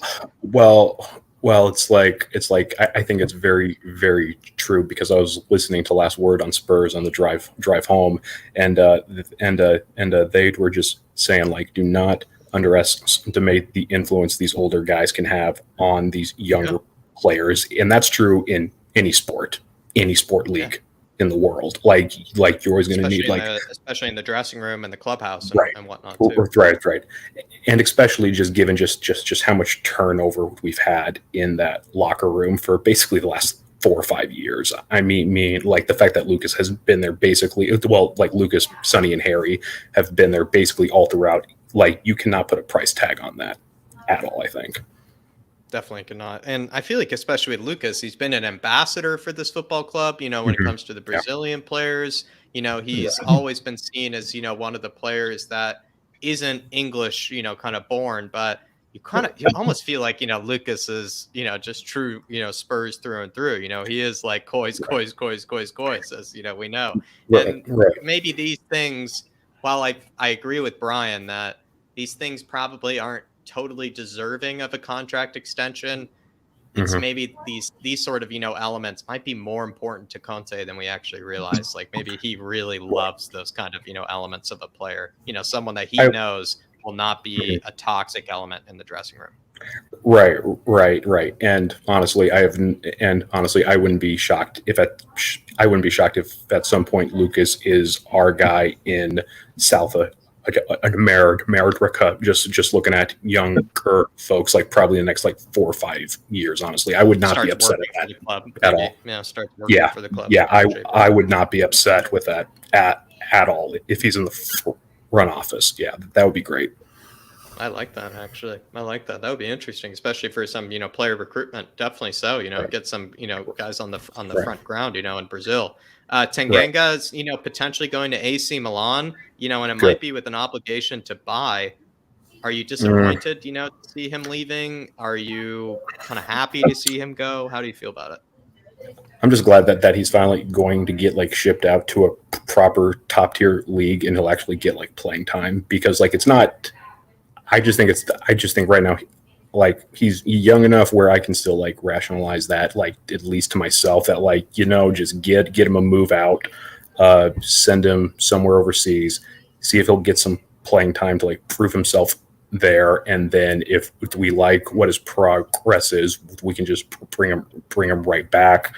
I mean, like I would have the option to buy, but I also read that if they do put the obligation into that those Spurs reserve the right to bring him back whenever they want. So hopefully he can get a solid year of just solid playing over there, and then hopefully we can bring him back, plug him in. I still think that back three we're still going to have like some issues with, just because we always seem to, honestly. So if I'm him, I'm kind of like, how do I say this?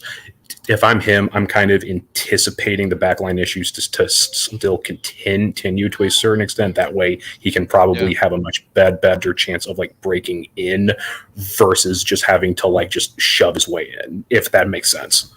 I do know what you're saying. Do you feel like, just quickly as well, Tomori, do you feel like he's just trying to look at that Tomori blueprint, and feel like, maybe that's a way that I can actually, get recognized? Honestly, whatever his mindset is, just to get like playing time, if it is that route, fine.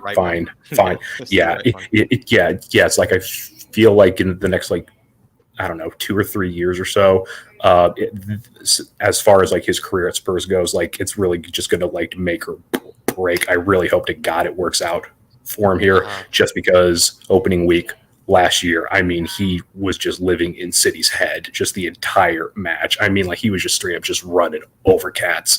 So it's like when he's good, he's good. It's just that he can't get like a constant run in the squad. And even though, well, it's like, and even then though, he sometimes gets just like turned inside out against clubs who you would think like he would just own. But overall, though, he was good under Jose. Do you think he was one of those players that only did well under Jose? Because there is an academy. You could make of players like that who have only ever played well under Jose in their career. Could Tanganga be one of those guys that like ends up only being like a Jose kind of player?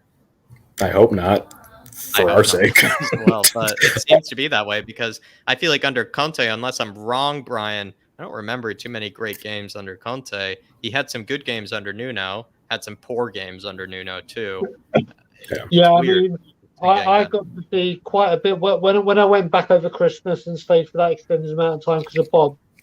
I got to go to quite a few games, and I was unfortunate enough to go to Stamford Bridge for the Carabao Cup semi-final, where he just looked so bereft of confidence. He looked like he went back to actually looking like a schoolboy. He was forgot how to defend. You got to remember, Dyer was out, Romero was out. It was Sanchez, Dyer, and Davies.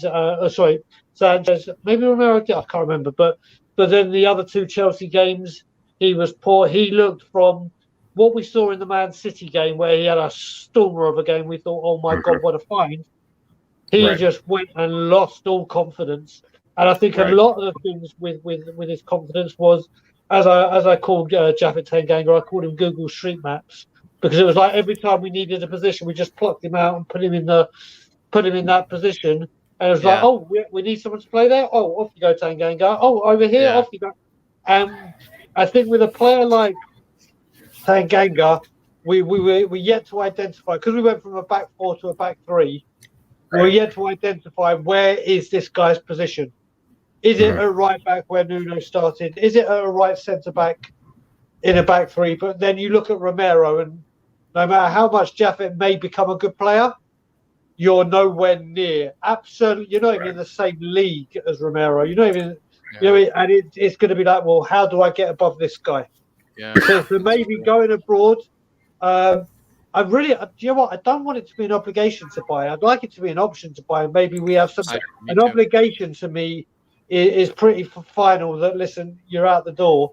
We'll have to wait and see. But I think Conte just can't find a position for him. Yeah. But I really, like I said, if he does go on an obligation, I hope we do what Reguilon did. We did with Reguilon, and have we can buy him back within 2 years for an agreed amount, because I think there is a player there. Oh, for sure. Oh yeah, easily. It's like just the most frustrating part is exactly what you just said. Like he'll just show these just like white hot spurts of just being just brilliant, and then the next time the guy can't even tie up his own shoes. I mean, it's just like, come on, man, just give me something here. That's all I'm asking for. So yeah, I know what you mean by that. Staying in Italy, Ian, Bastoni has come out, with some quotes, basically just confirming that, he was always going to stay at Inter Milan, and he sees a future with Inter Milan. He has a great relationship with the fans, with his teammates, with the club, and he has no reasons, he said, to leave, Inter Milan.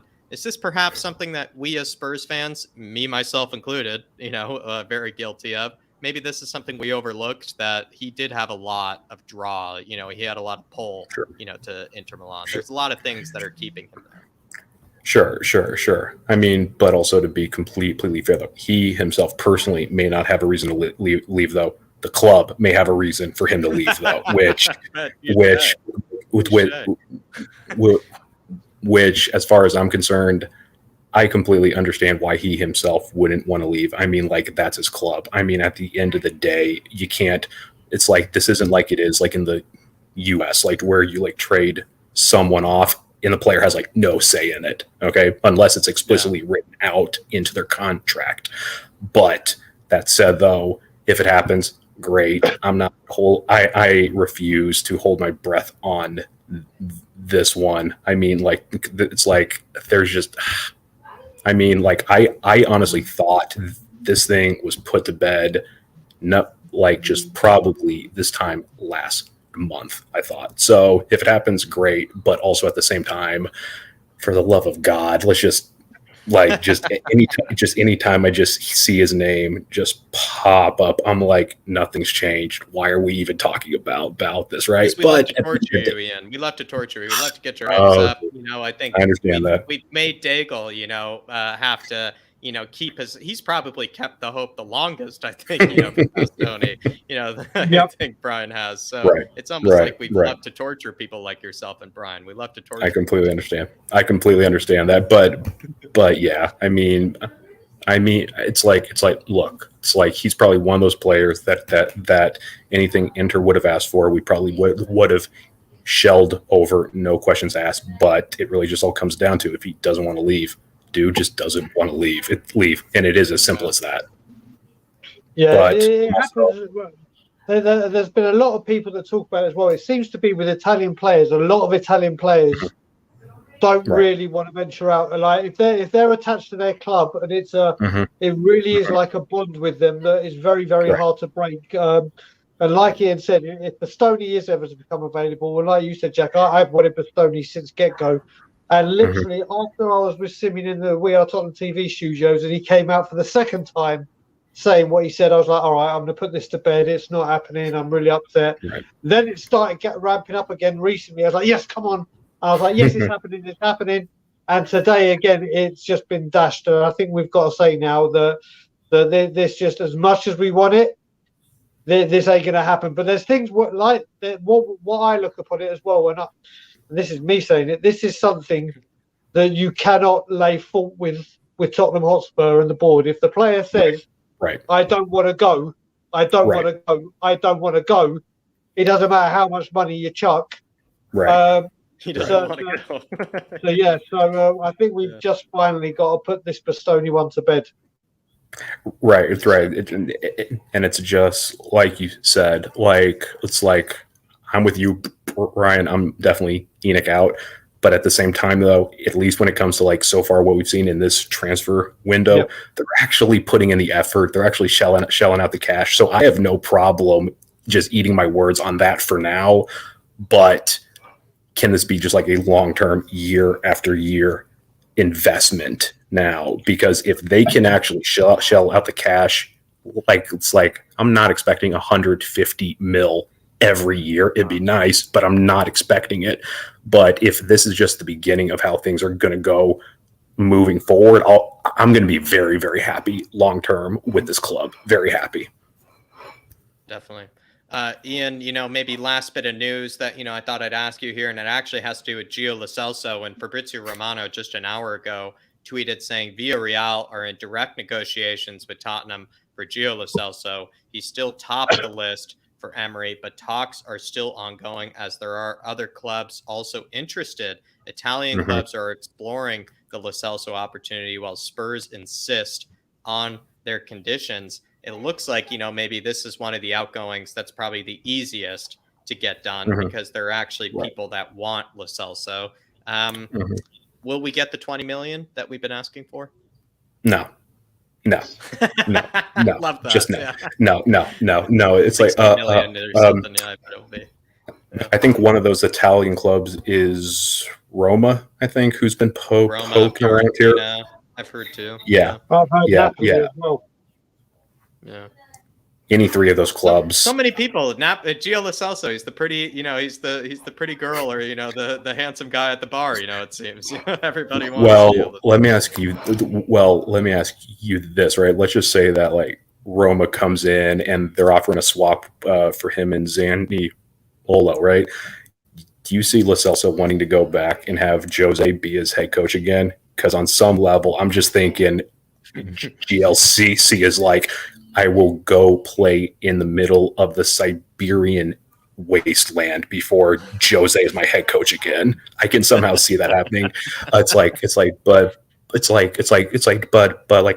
Look, like I do not fault Levy, the board, whoever, right, with just trying to like get every last cent out of these players who just haven't panned out. But I am at the point. It's look, like if some drunken owner wants to give us 20 million for him, I'm obviously not going to say no, but like I would say like we're probably looking at realistically somewhere between 12 and 15. And it honestly, seems like it's going to be like a 15 million plus add-ons. That's what I see is going to be happening. Fine. Like it's like at some point you just have to make peace with the fact that you're going to take a hit on this guy and just move on. Because look, because like aside from his loan spell out of Villarreal, what is there to show anybody like he's worth that? Like you can't tell me that we actually value him at that. We really don't. Like no. It's like sort of in the same way that like Southampton values James Ward-Prowse at what, like 75. Like for them, he's definitely worth that. For a bunch of other clubs, no way in hell. But I just feel like it's like on some level, just take what you can take and just move on. Yeah, and he's not even like a player that's in our plans as well. So just take what you can take. Yeah. Right. He's not a Declan Rice. He's not, the player that you mentioned before, that are actual important players to the squad. Actually, first team 11 sort of players. Like Lo Celso's not even in our plans. Right. And then you factor in what, like how many Lady Gaga concerts, how many boxing matches that are being held at the stadium. Like, yes, like we're going to take a loss, but we're going to recoup that relatively fast, I would think as well. Exactly. So what the hell? Yeah, I say we settle for that 15 million plus add-ons. Yeah. We'll recover the 5 million lost with the Lady Gaga concert. I agree. I still actually think though that we're talking 15-20 million, but I still think that 15-20 million is not used as in cash money. I mean, I think that's used as money. Like, let's just say with Villarreal, Pau Torres. I think that 20 million off the Pau Torres deal plus cash. Or Villarreal store credit. I think it's value in a player exchange, maybe 20 million, and then cash additional. But I agree with it. If it's cash, I could see it hitting 15 mil, but that's a big hit. That is a big hit. But like as I said before, with the NFL, you've got to remember the NFL are there again next year, and will be every year. We'll make the deficit up in just the NFL. Forget the other sporting events or concerts or match day revenue. That hit will be made up within those events. So we'll have to wait and see. But I still think Lo Celso is the easiest one we've got to use as a player exchange and cash deal. It's like I've always thought of him as like, just given like who like the main like 3 or 4 folks are that we need to ship out, he's the one with potentially the biggest upside, because like he has shown flashes of being able to play. Plus also that loan spell just for this last year, like it's like I did not watch a lot of him like playing though, but just everything coming out of Spain though. I mean, he was just straight up just tearing it up. So I'm just like, good, like at least we can get something out of that, as opposed to Winks, what's his face in France. So yeah. right, yeah. So there's hope here. You just have to bend over backwards to find it first. Damn right. Absolutely. And honestly, that Villarreal store credit is still making me laugh, honestly. I would love that. I would love that. That'd be great. It's probably a real thing. I bet we have fabulous store credit with Juventus, we probably have cash back, in fact, with Juventus. I would hope so. We have, the Juventus credit card over with Parrott. That'd be real nice. Yeah, I would hope so. Ian, I'm putting in your Twitter here. Anything that I didn't ask you, today that you feel like you wanted me to ask you? Anything that's on your mind before I let you go? Honestly, at this point, no. But yeah. It's like as far as the Twitter is concerned, it's like that is basically just a Spurs exclusive burner Twitter account I made, just because I have like my own like personal Twitter for a lot of it, just for like work. Brain. Yes. Right. It's just, I think it's even in the bio, come for the awful takes, stay for the halfway okay takes. It's just one of those things. Like I'm just there having fun. Just a lot of, how do I put this? A lot of off the cuff reactions to just stuff you just see like in the transfer market, just stupid shit online, just a lot of like fun, because like the world is hard enough as it is right now, and it has to take a special kind of like weird like pain, right, to have Spurs be your emotional outlet. The world's in a bad place when that is what that's for. But you gotta have something else going wrong, for Spurs to be the outlet for sure. Definitely. And Jack, like you see like my like other Twitter account, exactly what kind of like work I'm involved in. So yeah, man, it's rough. I know. And to be fair, I love both of your Twitter accounts, but we'll promote the Spurs related one today, my man. We'll promote the very Spurs related one. And I love your Twitter, my man. And everybody, if you are on Twitter, give this guy a follow, fellow Spurs fan. And on top of that, just a very funny guy, as you can tell, Ian. He's a very funny guy on top of that. Just one thing really fast. I know I put this in the group chat, what seems like months ago now. Very tentative, rough plans here. My brother who is unfortunately a Man U fan, love him to death, even for that. But he's thinking about having his bachelor party over in the UK. We're thinking at this point, late April of this coming year.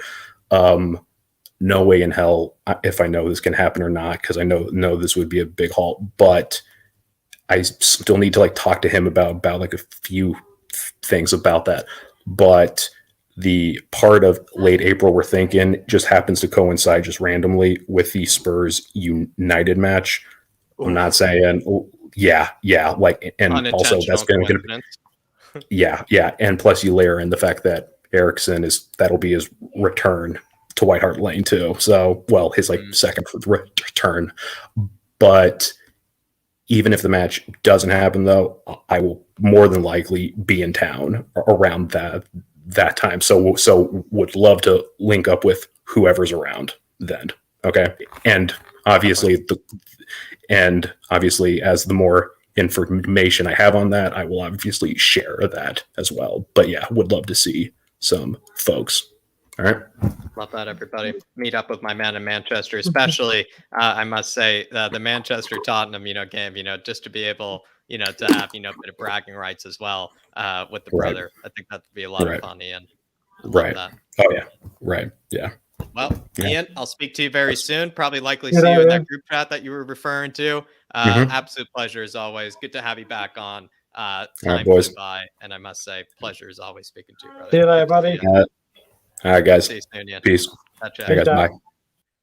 Our favorite Midwest Spurs fan, absolute legend. But we're going to start ending off here. But Brian, we plugged you earlier. I'm going to put the link in a few more times. Again, anything else that you had to say? But I must say, maybe I'll give you a bit of a plug just to help you.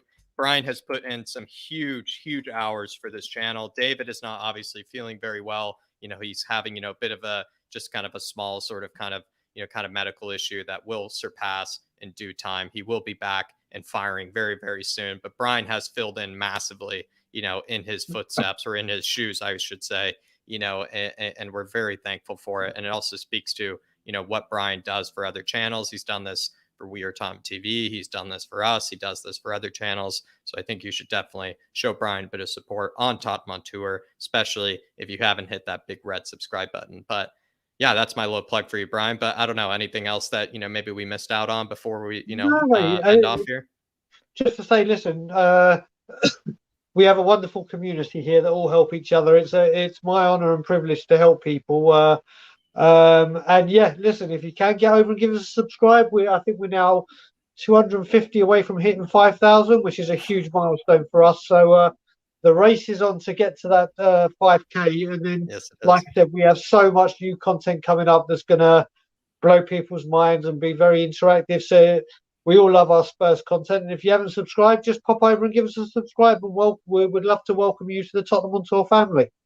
Love that. There you are, everybody. Tottenham Tour, no other place to be, especially right now while we're ending off. You just have to hit that link, hit that red subscribe. Then you can call it a night. We're going to be back tomorrow with hopefully a debate show of some sort. If not really, I doubt there's really going to be any big news, of any kind. So probably going to be a debate show. Hopefully David will be back for tomorrow. If not, I'll be happy to be leading those debate shows. Love coming up with the spicy questions. But everybody, been real pleasure, doing the fan show tonight. Really had some great conversations with a lot of guests today. Really enjoyed what everybody had to say with Ian, Dermot, Philip, Rufus as well. I really like, obviously, what Josh always has to say. We had good conversations with Brad, too.